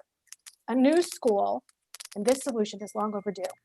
With planned and budgeted renovations having been promised and not executed multiple times over the years, it's a critical failure for Cranberry children and families, as well as the city overall. I find it unacceptable for the city of Norwalk to again overlook a 60-year-old obsolete school building that has been repaired, but with minor upgrades to its infrastructure, school safety, and outdated entry points, windows, solid surfaces, flooring, and facility amenities to include electrical and HVAC, as well as failing overhead overhang on the outdoor of the school, likely full of asbestos.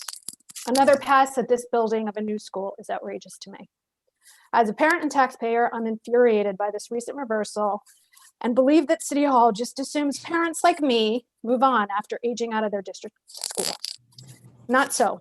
I'm no longer interested in waiting for city officials to act in support of a new school, and I'm hoping to demand action and a public announcement of the commitment by this council to appropriate and execute the promised funds for a new building. My cohorts on the SGC and I insist that a new school building, as committed to us by the administration numerous times, to be in the capital budget for completion and for it to see the light of day. Again, the mayor assured us in June of 2019 that this would happen. This new development and recommendation by the city CFO is unacceptable. I've pretty much been at this since before 2017, and I've seen our city's investment evaporate repeatedly. How can that be? Our school is in terrible shape and our children cannot fully participate without the much needed infrastructural support and the funds to complete it. Again, I asked you to consider the definition of investment and how we have put very little investment into our kids, our families, our school, and our very own town's future. I find this to be a tragedy for growth, investment, and our city's future overall. We need this investment. When my SGC colleagues at the Cranberry School were told at the time that we should pursue a new school rather than a new cafeteria, rather than a stopgap upgrade to the current school, again, a 60-year-old building that's currently serving about 200 students, not only from Cranberry, but from across this district. I really have to be honest that I'm appalled at the complete cut of the new Cranberry School by the city's new CFO and request that the council consider the needs of the community again. Please reconsider our future as a city and support the much needed funding for a new Cranberry School and investment into your constituents and future citizens. I ask again, how will you aid in that investment and when? I will add that after being a participant on tonight's call, my concerns also lie with the danger and violations that are apparent in other schools. Bathrooms, asbestos. Please consider the request from those parents who share the concerns across the board, as my neighbor at 8 Cricklewood just did and Ms. Romano at Wolf Pit shared. Not only are these concerns apparent, but the bottom line is that it's dangerous to the health and welfare of our children and a violation of privacy of the individual. I really appreciate your time. I've obviously prepared my comments in preparation for tonight and addressing this group, and I thank you. Before you go off, I want to thank you, but clarify, this is not the council, it's the planning commission, right? So we put forth, we will be putting forth our recommendations, and the final say on all the budget is the common council, which is the last stop, if you will. Okay, just want to clarify, only because you talked to us as the council, the council. We are not the common council, planning commission, and one step only in this process. Fran, I Thank you. appreciate that clarity and the consideration. I intend to be at every meeting to fight for the school children of Norwalk. So thank you for that. Thank you. Okay, who's next? Next up is Karina. You just need to unmute yourself.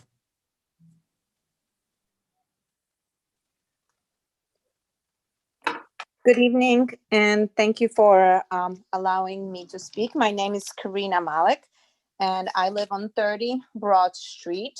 I'm actually here with my children. I have 2 kids, and 2 of them are attending Silvermine right now, and our concern is the safety of the driveway.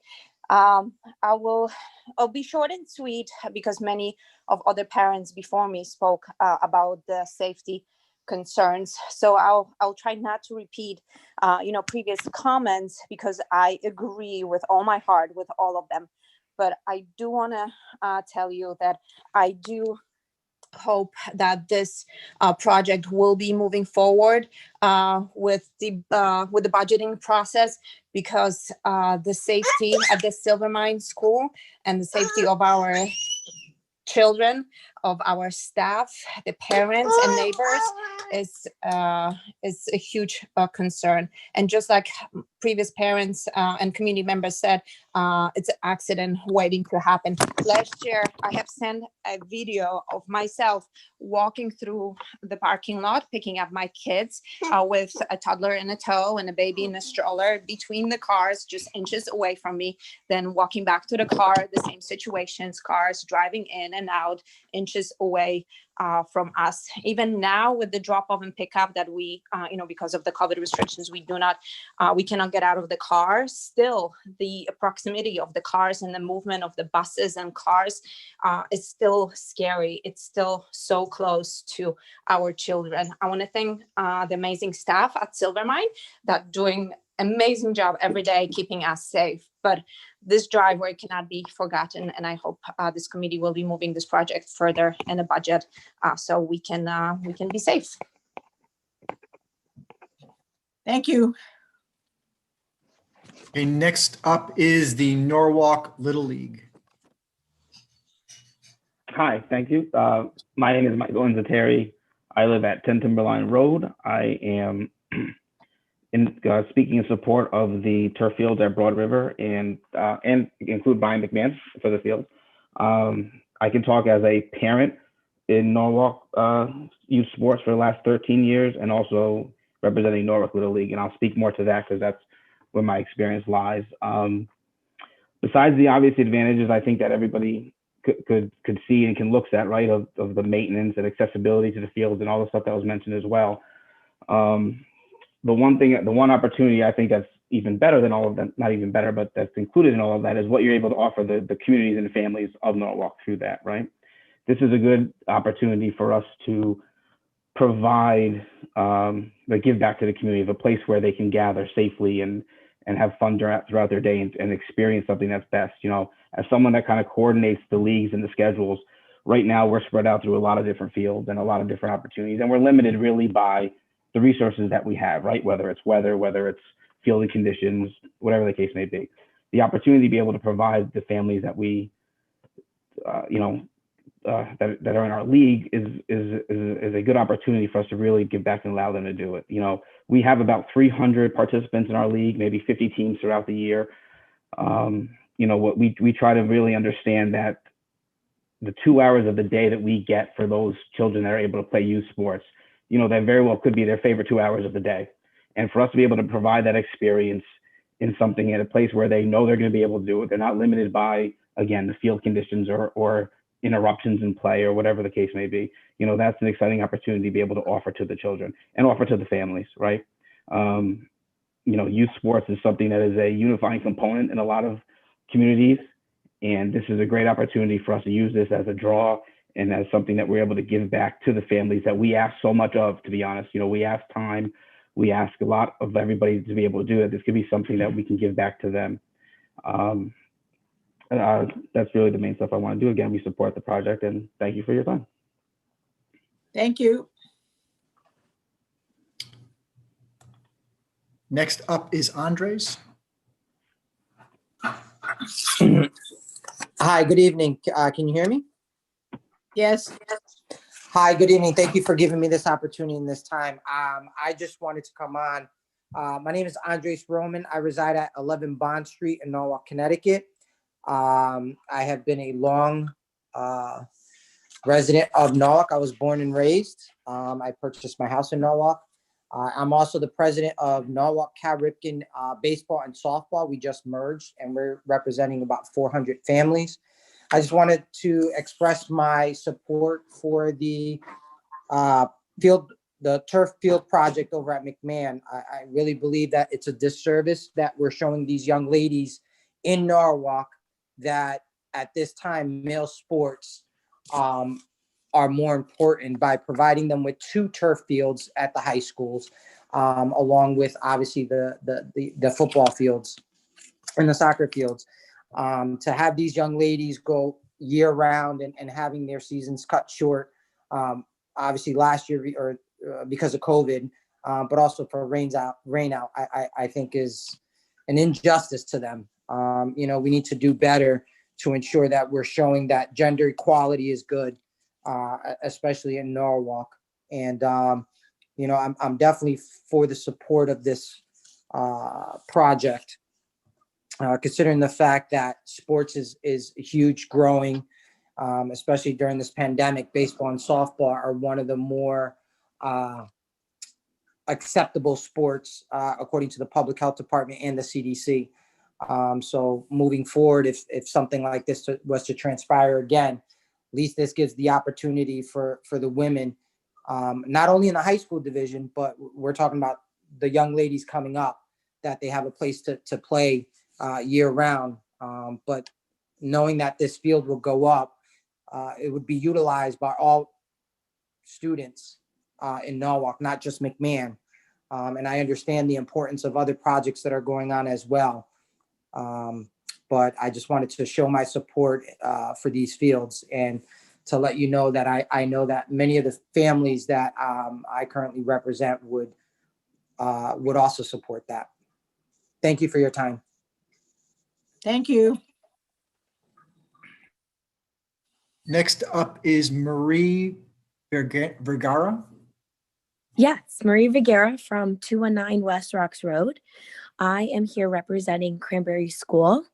I am currently the co-chair of the SGC, and I'm here to talk about, actually it's funny because 2 weeks ago, I would have not expected me to be here in front of this board talking because we were moving forward with plans and ideas of making a beautiful green school for Cranberry. But here I am, as history, like April said, repeats itself. We're looking at a building that has been repaired with many Band-Aids. It's one of those old homes where you touch one thing and you have 3 other problems, hence the AC units and redoing all the electrical. We're at the point where this infrastructure affects school safety and it's outdated: entry points, windows, solid surfaces, flooring, and faculty amenities, including electrical and HVAC.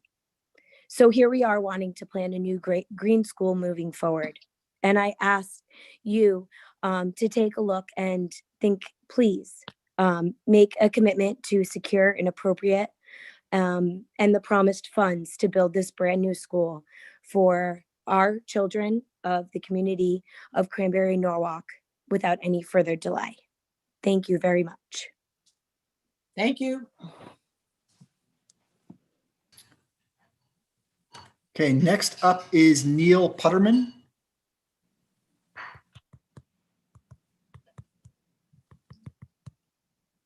Neil, you're going to have to unmute yourself.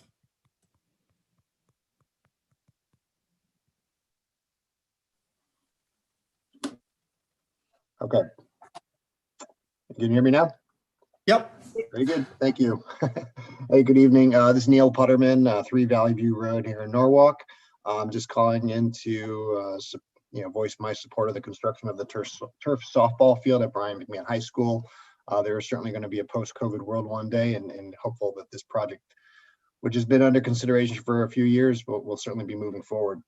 I've been involved with what was formerly known as the Norwalk Athletic Association Norwalk Girls Softball League for the last 8 years.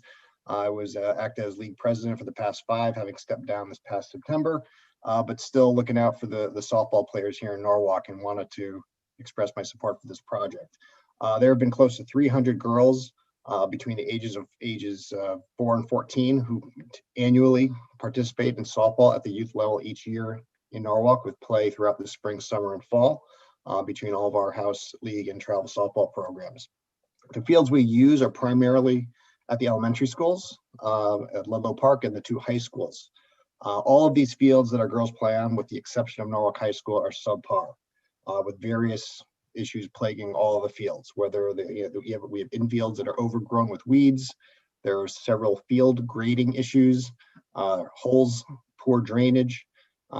As a result, all these fields present injury risks. We have such bad drainage issues at some of these fields that when we get a good soaking rain, of which we do get a lot of in the spring when our league is in its peak season, it can take days for the field to dry out to get the games rescheduled. So it's a constant battle with the wet fields and the poor playing conditions for the girls. They deserve better. I've been to softball fields in every single town in Fairfield County, and every single town has nicely manicured or turf softball fields. I know I shouldn't be making comparisons with other towns in the area. I know, as the issues of Norwalk are unique. However, if you look at Stamford, Danbury, Bridgeport, which actually has 2 turf fields in Bridgeport, these are all cities similar or larger in size than Norwalk, all likely with the same city issues that we have. The fields they're able to provide for their girls to play softball on are well maintained. They're located in town parks.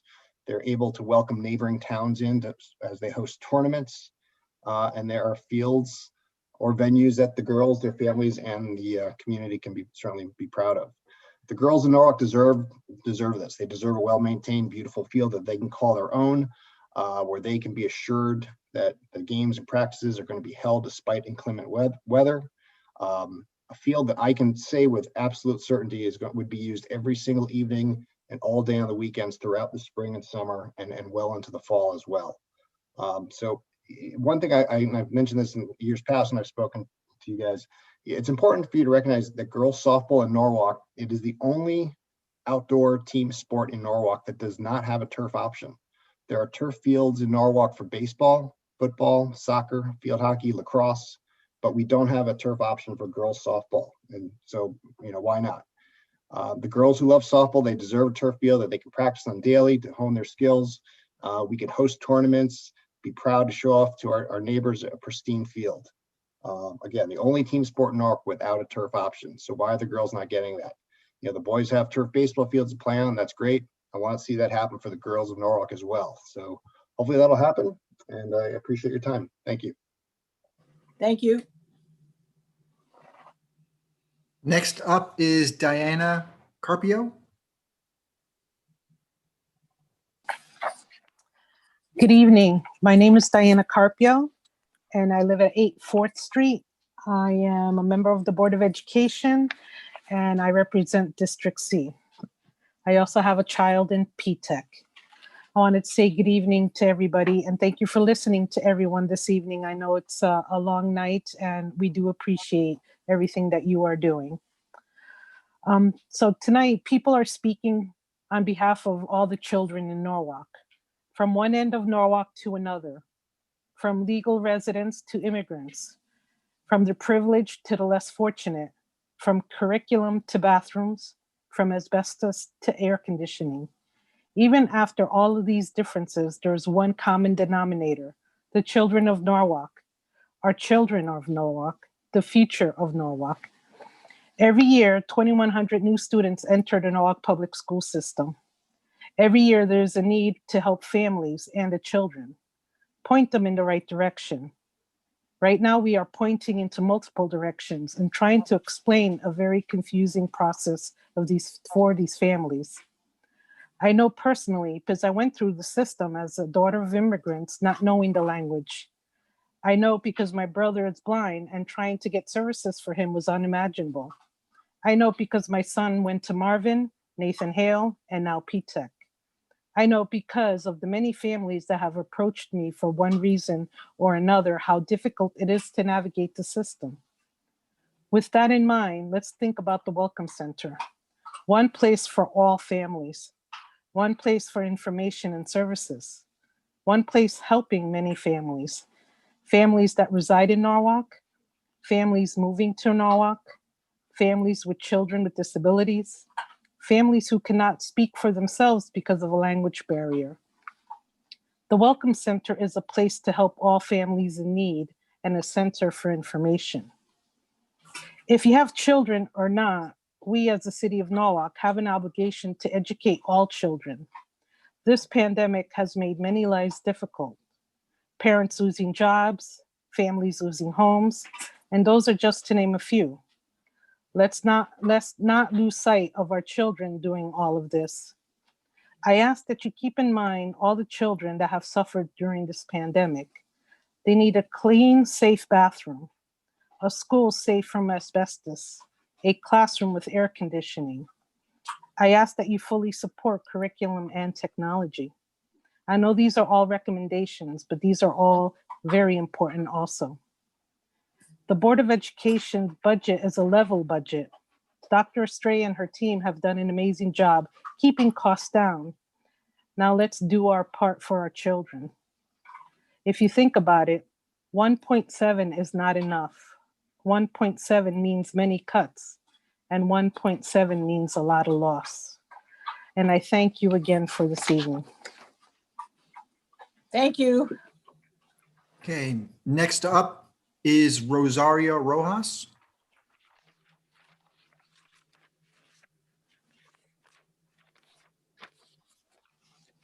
Hola. We can hear you. No speak in English, Spanish, please. I don't. Fran, do you want me to translate? You speak Spanish, Mary? Yes. Rosario, yo puedo traducir. Hola. Hola, muchas gracias. Mi nombre es Rosario Rojas. Tengo una niña de 9 años que la traje es española y la traje aquí a Estados Unidos. Rosario primero tiene que decir su dirección en Norwalk. Okay. Y después tiene que hacer como 2 o 3 frases para que yo los pueda traducir. Ok. Mi nombre es Rosario Rojas. Vivo en Norwalk, Connecticut. Mi dirección es en la dirección es 10 South Street, Norwalk, Connecticut. Okay, you got her name and address, 10 Tower Street, and her name's Rosario Rojas. She has a 9-year-old daughter who she brought here to the States. Bueno, ¿sigue, Rosario?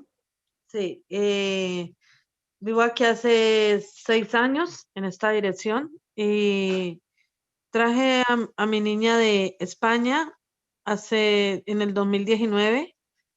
La dejé como ilegal porque en España no había quien la cuidara.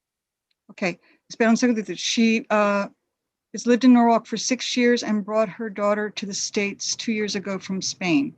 Rosario, es importante que pueda hacer su comentario con respecto a lo que estamos discutiendo, que es el presupuesto de de la ciudad de Norwalk. ¿Tienen una pregunta con respecto al presupuesto de capital de Norwalk? Sí, bueno, de pronto sobre lo de, más que todo para los autobuses de las niñas, que ellas son las que más necesitan. Ok, ¿y cuáles son sus necesidades que quiere expresar? Bueno, entre lo del autobús, que creo que deberían estar mucho más pendientes de los niños, los conductores también. Y mis necesidades básicas, bueno, de pronto son también mucho más para la educación, que los ayudaron mucho más, un poco más a ellos con el inglés en la escuela. So she said that she's looking for her daughter better bus service and more services for those that don't speak English. I asked her if she had questions regarding the capital budget. I'm not sure she knows about the topics of the capital budget, but I can try to ask again. Y, ¿cuáles otros comentarios tiene, Rosario? Bueno, era sobre eso. Lo otro es también que pues tengo que hacer para cuidar mejor a ellas aquí en Norwalk. Me gustaría mucho también saber una cosa sobre por qué no hay unos parques como adecuados aquí para los niños, más adecuados, no sé. ¿De qué manera que no son adecuados? O sea, cuando, es que no sé, porque hay muchas maneras de que el parque sea como mejor organizado para los niños. Entonces, porque he visto unos parques diferentes, por ejemplo, cuando vivimos en España, los parques eran como más acondicionados para los niños, para evitar como los golpes y eso. Ya, ok, Rosario, yo creo que voy a hacer sus comentarios, pero creo que los comentarios son sobre el presupuesto de capital y aunque yo entiendo sus preocupaciones, sus comentarios deben ser dirigidos al presupuesto. Espérame un segundito. She's sort of expressing concern for support for her daughter. She talked about that the parks aren't adequate, but I'm trying to remind her that this is a session to discuss the capital budget. And if she has concerns about the capital budget, I'm not sure that she knows that this is a meeting for the capital budget. Okay, then Mary, we, need to, all due respect, we need to move on, right? Okay. Rosario, si no tiene algún comentario en relación a los temas que estamos hablando con el presupuesto, aunque le agradecemos mucho por sus comentarios, nosotros necesitamos seguir con comentarios de otras personas que están comentando sobre el presupuesto, ¿sí? Bueno, sí, agradecerles por ser el centro de bienvenida para las niñas, porque es muy importante para ellos. Muchas gracias. Ok, de nada. Thank you. Okay, Can I thank add you. one Mary. thing, Fran? Chair? Madam Chair, can I add one thing? Go ahead. Could we, in the case of Mary's absence, so we thank you very much, Mary, for helping us with this translation. This might be an ongoing question and answer. So I'd like to present that to our board so that we can go back and talk about this and how to handle these types of questions going forward. Next, it can be an item for the agenda for, not for the next meeting, because we're going to be marking up, but possibly a meeting after that. It's an area to address. I agree.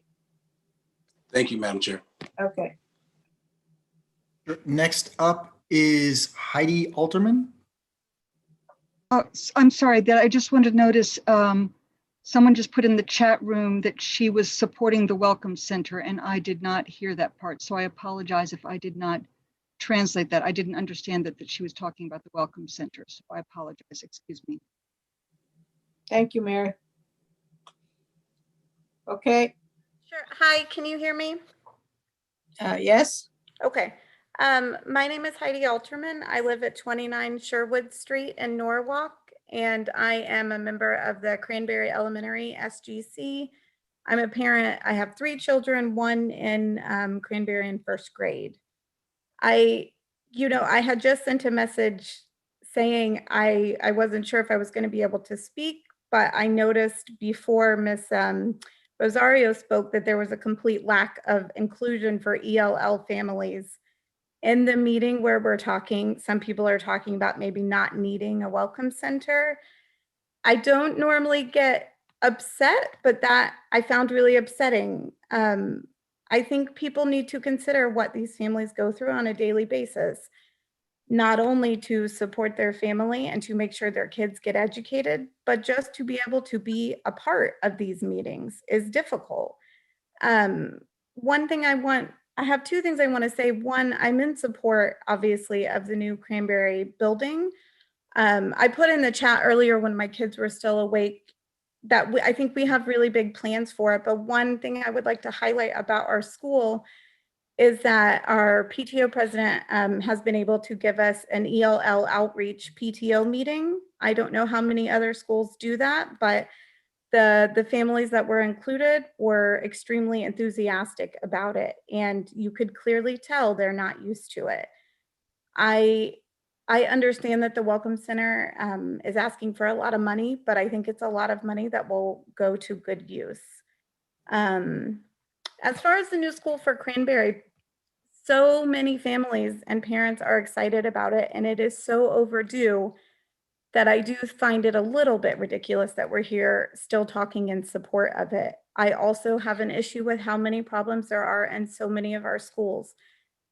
People in Connecticut, this isn't okay to keep going on.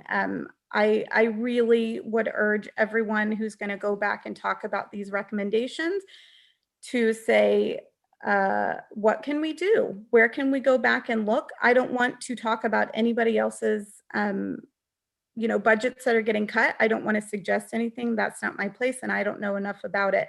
I do know that at this day and age, it's really silly that we cannot put all of our incredible brains together and come up with something. I am sure I forgot to say something, but I'm glad that Steve spoke up about what to do if Mary isn't here. I know I saw in the chat, or maybe it was in a personal chat, there were parents willing to translate. It's as simple as, like, before you have this meeting, send out an email and say, We're are there gonna any parent discuss volunteers? it. We're gonna discuss it at the planning commission, okay? So, Okay, I'm all set then. I just wanted to make sure I said my piece. I'm sorry, I don't know how to mute myself back. Yeah, I took care of it. You're all set. Next one up is Diana Carpio. And Diana, I think I lowered your hand before, so I apologize for that. But you yeah, but Diane spoke before, right? Diane, all due respect. Yes, I did. Oh, I did. I'm sorry. Somebody told me she didn't. No, I did. Thank you. Okay, thank you. Okay, so if there is anybody who has not spoken at all, simply use the raise your hand function at the bottom of your screen. If you're dialing in, *9. We do have a couple new hands that just came up. Next one is a Sharon Bianti. Sorry if I mispronounced that. Yes, that's right, Sharon Benante. Good evening, Planning Commission. My name is Sharon Benante. I live at 64 Comstock Hill Ave, and I'm speaking as a parent of a child that attends Newark Public Schools. It's clear to me tonight that we really need to tap into some more private funding, grants, corporate sponsorships for fields, school wings, et cetera. Would really help to alleviate all this pain parents go through every year about budget issues. So I'm going to keep this somewhat short. Hygiene and technology are two critical elements that really should be addressed during a pandemic. And I fully support bathroom renovations and instructional technology. I also fully support the prior environmental comments. It's time that our city leads in environmental sustainability initiatives. So lastly, I'm here to support the Family Welcome Center. I moved to Norwalk when I was 13, and there's no doubt a Family Welcome Center would have helped my single dad transition my siblings and I much more smoothly to NPS. And it also could have helped us to understand what resources were available. Imagine what this family center could really be if we integrated community services with it. The proposed Family Welcome Center could exemplify a true collaboration of our city and community resources. It would undoubtedly streamline services, create efficiencies where they didn't exist before, and most importantly, create better outcomes for all of our students, not just some, and therefore it would help our entire community. Engaging and connecting to our families to NPS and community resources from the moment families arrive in Norwalk or before their children start school is an excellent way to get children and families engaged and off on the right foot. So this Welcome Center could support families throughout their children's school journey and even into their career, and this has so much potential. So I kindly ask that you seriously consider all of these items as part of the capital budget. Thanks. Thank you. Barbara Meyer Mitchell. Thank you for letting me come before you again. I know we had a good conversation last week, and I know that you don't want to debate Mr. Dashowitz's recommendations, but I do think it needs to be mentioned because it is so egregious to zero out so many of the Board of Education's programs and limit us to only $1.7 million of funding. So I just want to correct an erroneous assumption that the finance officer has made, which is that we have unspent funds from fiscal year 21 that we can roll over into these programs for the next year. That's not true. We've actually allocated most of that funding, and projects, it's only midway through the fiscal year, so we have not expended it yet. I'm also extremely concerned about we've traditionally gotten $200,000 to $250,000 to have emergency repair funds on hand. We do not have a contingency fund in the same way that the city does. And so without those emergency repair funds, we're in really big trouble if an elevator goes out or a boiler breaks. The next thing I want to talk a little bit about is the literacy and curriculum needs. Norwalk has spent a lot of time this year talking about diversity and equity and what that means in our city. And we have stated that we are about celebrating all the people who live in our city. And these allocations, especially in regards to culturally relevant books, really are putting our money where our mouth is, and making sure that every child sees books that they can identify with and role models to whom they can look up to. We also know that COVID has caused significant learning loss, especially in our younger children who missed, a lot of time in the spring when they would have been in person and they were doing packets. So we need to make sure that we invest in these literacy pieces because ultimately that is our fundamental mission. Many people have already spoken about the IT needs, but in a time when we have so many students online, it's an absolutely fundamental need.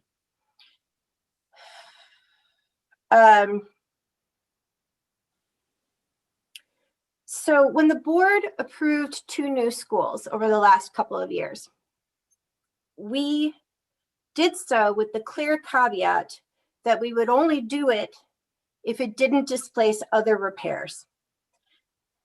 So when we build a new school, we can remove things from our repair to-do list because everything that was to be repaired in that building is then pulled off the repair list when it's made new.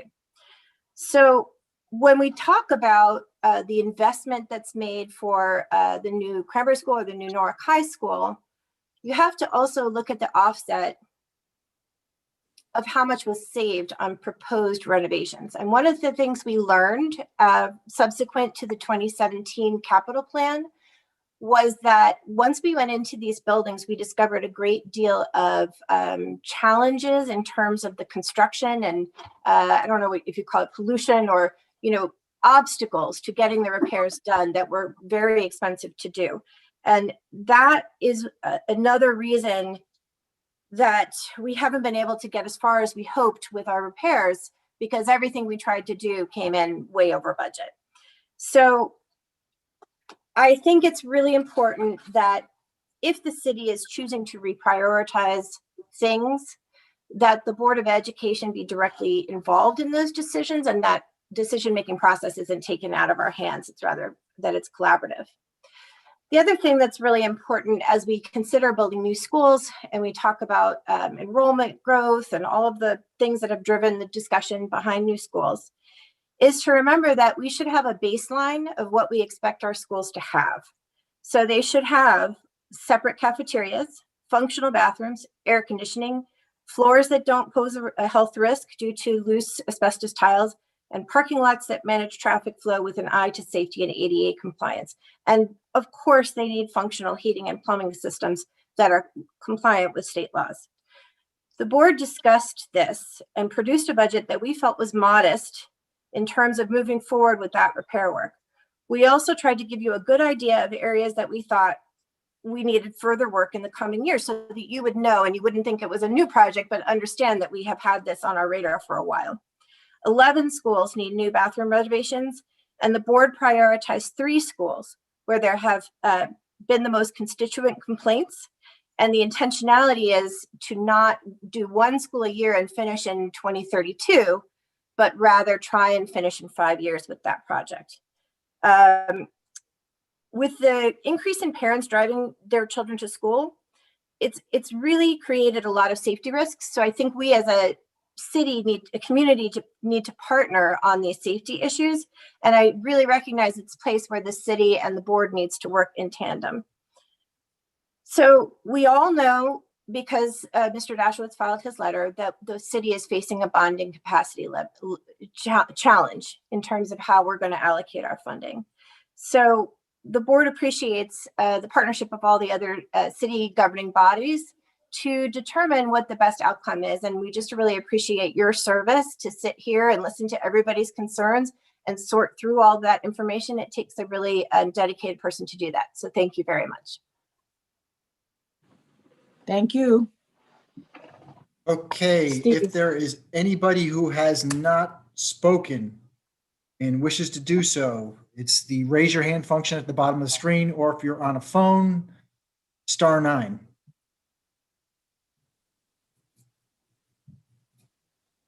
So far, nobody, you may be done, Fran. Okay, so you missed the beginning. I said I was going to hold open the public hearing. People can still submit comments, whatever, till 5 o'clock tomorrow. We've been receiving a bunch. I don't know if you've sent out today's batch or whatever, but be assured, everybody, whatever you're sending in, it's all coming to us. We have reviewed, we will review what comes in, what's coming in, and use it all in our deliberation process. Okay, so how are you handling, I see, I'm sure everybody else does as well, all these emails are going back and forth, or what is that? How are you handling that stuff, Steve? I don't know what that is as far as the public record or whatever. So I will coordinate with Christina in my office tomorrow on what she sent out, because I'm imagining I had left an out of office message for people to forward the emails to her so that they would distribute to you. I'll make sure that ones that didn't forward them to Christina, I'll get those to you guys as well. What I'll try to do is put them into if we can, to like a single document. That way it's not 40 emails or 30 emails, whatever it is. So that way it'll be a little Well, easier. you might want to, a couple of things. One is unless people have seen, since we started, so I haven't looked at emails. So I don't know if anything was sent in from your office to us today. It might not have. Don't send us an email with 40 emails in it, because then it's going to be unwielding to read it all, meaning, break it up into 3 emails of 10 or whatever it is. Try to break it up as best as we can do with, scrolling through and reading everything. However you see it best. Okay, so unless anybody else has seen it, I didn't see anything today come through, so you might have a big package to send us tomorrow. Fran, I'm seeing that they're saying that Sherelle Harris has got her hand up to speak. I don't see it. There's a chat going on saying that Sherelle Harris has her hand raised. Oh, she's a panelist, so if she wants to talk, she just has to unmute. Sherelle, hear me? I'm here. Can you hear me? Yes. Okay, I'm on my phone and I tried to press the star thing, but I guess that didn't work. Anyway, thank you for allowing me to speak. I'm speaking on behalf of, with my Board of Ed hat. I am Sherelle Harris, the chair of the Curriculum Committee. I reside at 2 West Avenue in Norwalk. And so while everyone spoke regarding external things, I'm going to speak a little more about the internal. And this is supporting the diversity in our children's classrooms as far as books. And I want to thank everyone Sherelle, but who are you? Who are you as a speaker right now? Are you a speaking resident? from the Board of Ed and a resident of Norwalk? So you're speaking for okay? the Board of Ed. So it's two different things, right? Tell me which one you want to be.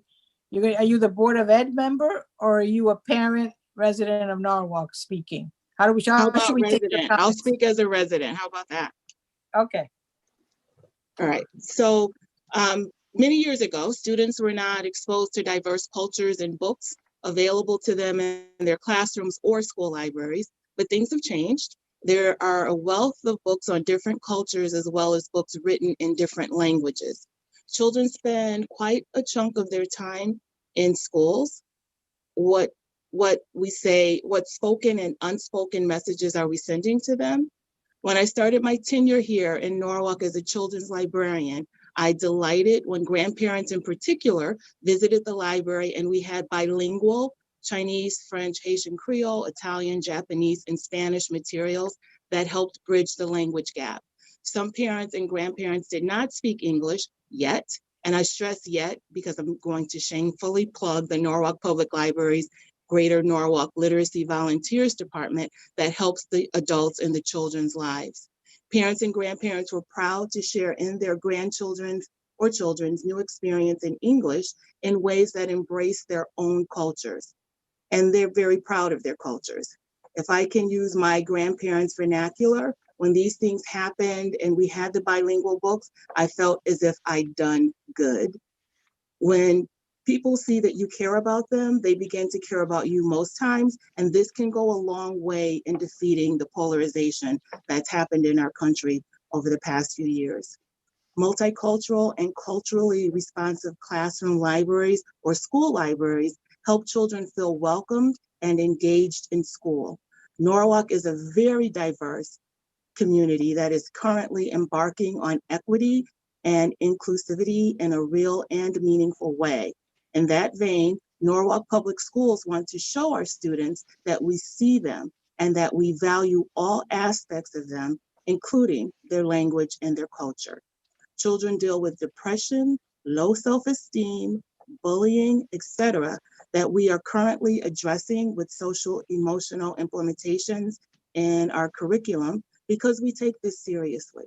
It is our hope that by putting in front of children books that represent their cultures and the cultures of their peers, we can positively impact acceptance of self and others.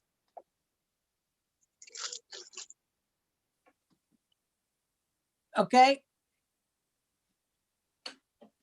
Thank you. Thank you, Sherelle. Thank you, Fran. Steve, anybody else with the? No, I see no one. Okay, so public hearing is open until tomorrow, 5 o'clock, close of business. And anything that comes tomorrow, whatever you're gonna forward to us, you're gonna forward what came in today. You know what you sent us already, so we'll take it from there. We're waiting from you to confirm when our next meeting is, depending on availability of the CFO. That's what's pending right now. So the date I have his availability, the only one so far was February 25th. no, because we have to get our recommendation in by March 5th. Okay. So I don't understand when these dates were formulated long time ago, and what this process was. he can't be available before that time? No, not on the 10th. No, he had another commitment. Okay, but not on the 10th, which is next week, but which is what, next Wednesday, right? So about the 12th or that following Monday or That Tuesday. was the date I was given. I can circle back with him tomorrow and confirm. That was the only available date. So if we mark up on the 25th, which will be, it might go into one night, it might go into 2 nights, right? Then a recommendation, letter of transmittal and everything else has to be to the mayor's office by March 5th. That's my commitment. That's a date that we have, and we have to meet that commitment. Okay, so March 25th is not acceptable right now. I'll just throw that out. Do you necessarily need him at your meeting next week? I mean, you do have his budget. You know what he's kind of No, thinking. we need to understand, the CFO has always been at the table. And if planning commission members have specific questions I have some specific questions myself, okay? Excuse me, So- Fran, sorry. Can we release everyone since all the public hearing is over? And we can discuss, I'm just concerned about all the people that are waiting that I don't have to listen to our internal debate, I don't think. They don't have to listen. Mike, I don't need to dismiss the public, okay? The Well, no, public. I mean, it's all the department heads that are on. Oh, I'm sorry. At home listening to us talk. I'm sorry, department heads, I'm sorry. I figured you guys had logged off. I'm sorry. So thank you, Mike, for reminding. Sorry, I mean, sorry, Fran, I'm just concerned about everybody's time, that's all. No, thank you. I wasn't thinking, I figured everybody had just logged off. So I apologize. Thank you all department heads for being here and listening to everybody. And thank you. That's all I can say. Then I apologize. And Mike, thank you. Okay. Thank you. Everybody's except for the planning commission is dismissed if they want to get off. Thank you. Have a good You're night. welcome. Thank you, Madam Chairwoman. Thank you, Commissioner. cocktails Take later. care. Stay safe, everyone. Thank you all. everyone. Thank you for the Thank you, time. Mike. Have a great night. Thank you. Sorry. I wasn't even Good thinking that night. way. Good night. Fran, it's totally understandable. This is not a normal meeting, but you know, Right. we Thank you. Yeah. usually let them go in the beginning, so I was Yeah. just thinking about that. No, thank you. Thank No, you again. and David was texting me from the office downstairs. What's going on? We're all, anyway, it was, so thank you for a reminder. From our perspective here, Steve, to go back to the comment, do we need the CFO? The answer is yes. I have questions. I'm sure planning commission, there's line items that I like to understand the rationale, some of the things that we've heard tonight. So unless the group, I want the CFO there. Does the group feel the same, the planning commission, or you guys don't care? The only thing I would say, Yes. and it's entirely your call, but this is the planning commission's budget. You don't, I understand you tried not to exceed, the recommendation he lays forth in terms of the total capital outlay, but this is your interpretation and your impression of what the capital budget should be and why. So just Yeah, but throwing that out. he's put forth recommended budget. So my opinion is I like to understand the rationale for some of the things. Now, we've had a CFO there every single year. Okay, so that's what I'm requesting. And the 25th is too close to us getting our business done, okay, to put a recommendation together and submit it in. All right. So, and these dates, I'm going to say it again, we haven't done this in the dark, right? Nobody's been, surprised with dates. Now, if there's what do you call it? I don't know, whatever the conflicts are. So I would like the CFO to address the planning commission to his rationale of his budget. Okay, That's it. Okay, I'll send him an email as soon as we're done. Fran, I'd also like to push one of my questions a little further, which I've already asked the finance. What if we authorized $20 million more? What would that do for our bond rating? And how could it be finessed if there's all this about, it appears about a 6 months problem we have before obviously something that we've committed to fund is then basically supported by the state. And we always have to make that commitment before the state will then sign up to the project. So I don't quite understand that. Does that mean we could, again, halfway through next year, we could do another capital budget, which starts things moving on some of the projects we need, because obviously our bonding has been reduced. So I don't fully understand that process. I'd like to hear more about it, and I can write a few questions about it. I may be dumb, I might be stupid. I don't understand the bonding totally, but if we spent 20 million more, what would we do to the city? Would we go from AAA to BB or something? So Brian, excellent question to ask the CFO when he's in front of us, right? Okay, I'll also drop him a note, or I'll put it on. I'll put it out to everybody. Great point, Brian. And it wasn't a lecture, but the presentation that he made last year was very enlightening, and we learned a lot. And I think that we need to have that kind of talk again. Whether we agree with him or not, doesn't matter. We need to hear the nuts and bolts of what our actions mean to the city. I agree. Okay. And the sooner the better. I don't know. Well, you'll figure out the timing. I don't want to get involved in that, but the Yeah, sooner. well, we were scheduled for next week, and word from Steve Kleppen is that he cannot make the 10th, but but Angela Fogel could come. And I'm going to say it again to everybody. We need understand. I like to understand some of the rationale, some of the decision, and we can only get that from Mr. Dakowitz. You know, it was his budget and how he came up with recommendation. And I understand it's our planning commission, the budget recommendation, but understanding what he's put forth, I think will aid us in our deliberation. So that's where we are, Mike. And date wise, I don't know, but I think the 25th is too far out when we have a commitment of March 5th. Okay. I already emailed him, so hopefully I'll have an answer tomorrow. Okay. Any other business we have to talk about? No, I don't believe so.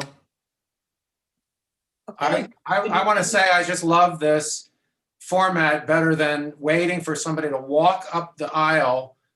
I mean, it just seemed like this was so much more efficient, and we got the same information. I don't think there was any compromise here on the process in terms of us hearing from the public. Does anybody else feel that way? But they want to throw in their opinion on that? The only question I had is, it was a little distracting. There was a lot of discussion going on in the chat room, and I don't know how we're going to deal with that because there were a lot of people basically giving testimony in the chat room. I don't know if that gets recorded. Do people have to do it spoken? But there was quite a bit of content going on in the chat room. So do you have to look at the chat room? Yeah, it's possible for the moderator to record everything that was in the chat room. Yeah, but it's not, hold on, that's not my question. My question is, like I said, I'm looking at you guys from the phone and I can only see when somebody speaks, okay? Yes. So is the chat room, this is the Steve Kleppen, whatever is being discussed in the chat room, which people cannot hear, right? Is that relevant, or can you don't have to look at the chat room or whatever's going, because we see the email. So I don't know, that conversation taking place, I don't see it as a part of the public hearing because we didn't hear it.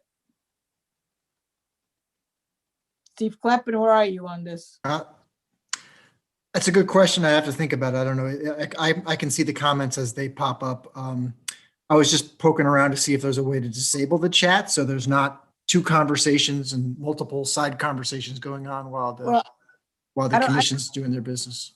Right. I think if you can look into it, because I don't think there should be other conversations. and I saw some of the emails pop up, this and that. So if we're having a conversation so that everybody can hear, open to the public, there shouldn't be other stuff being discussed. So maybe you can check on disabling, hiding it, whatever, I don't know. There's also a question and answer section, which in other seminars I've been in, the official record is the Q&A and not the chat. The chat can pick up a lot of back and forth that's not relevant, but no one was told they could leave their comments in the chat previous to this public hearing. It was not noticed as such.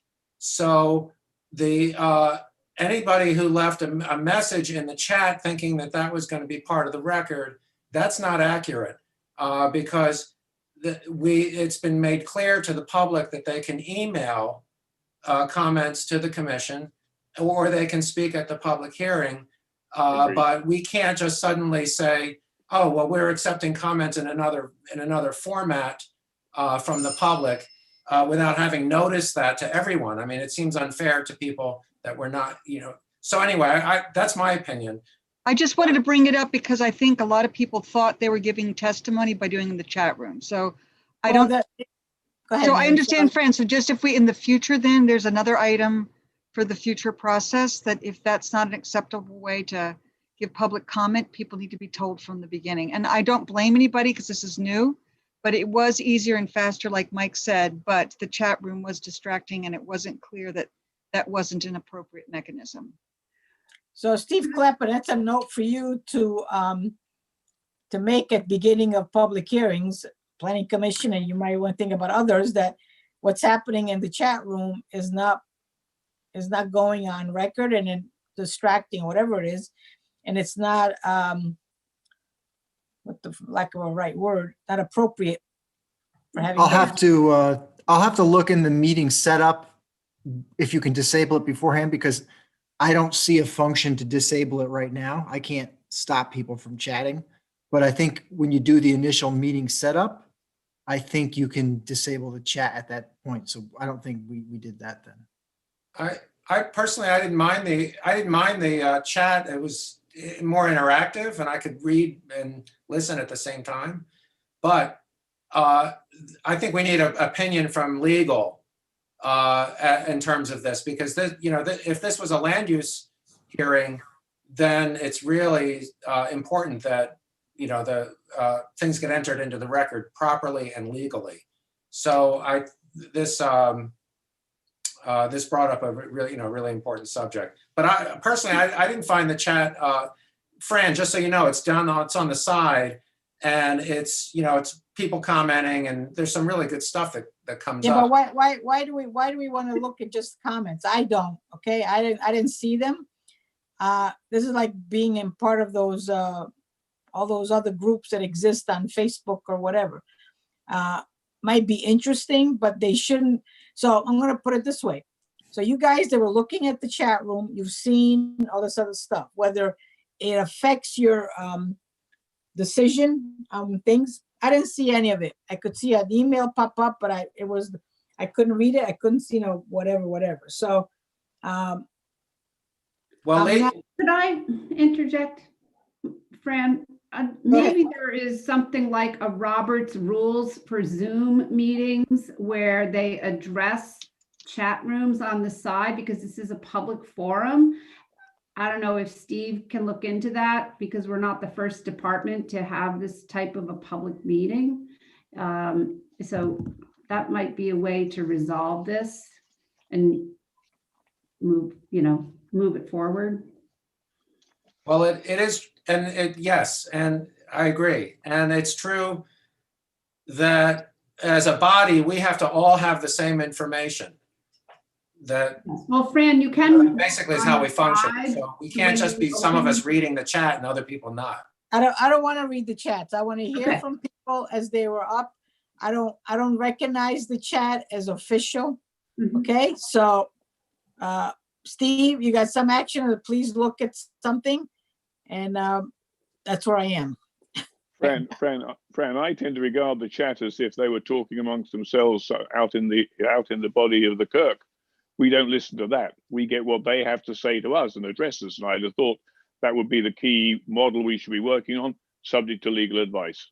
Exactly, Brian. I do agree with that 100%. When I see chat, I look at it as them talking in the audience. Yeah, and the same with the Q&A thing. It's not part of the meeting. Well, that's what I'm saying. How do we stop? It's not part of the meeting, right? So we're not going to solve it now. We'll glad it's been brought up so that we are aware, right? All right. Anything else that we need to address? Yes, I want to give a quick shout out to Mary for her response to the Spanish question. That could have set us to have a long-winded conversation and inability to answer the concerns of our residents, Mary. I really appreciate that. I want to talk further about this concern, and it would address the potential welcome center. So I'll wait until we do our markups, but I just want to give you a quick shout out and a thumbs up. Oh, thanks. I just wanted to make sure. I didn't know what to do. I just felt awkward. And I didn't want her, she was live, and I didn't want her to feel like we couldn't respond. So I'm glad that that was taken okay. So, all right, thank you. I actually know Spanish words, but I cannot respond as swiftly and as eloquently as you can. So, and she spoke to Spain and Spaniard Spanish. So that was quite interesting to hear. Okay, thank you, Mary. Yep. If there's nothing Are we else, meeting on the 10th or not? we don't know. No, Okay. not right now. Not right now. We don't have a date right now. Okay, so Would you Steve is like going to get. a motion to adjourn? A second.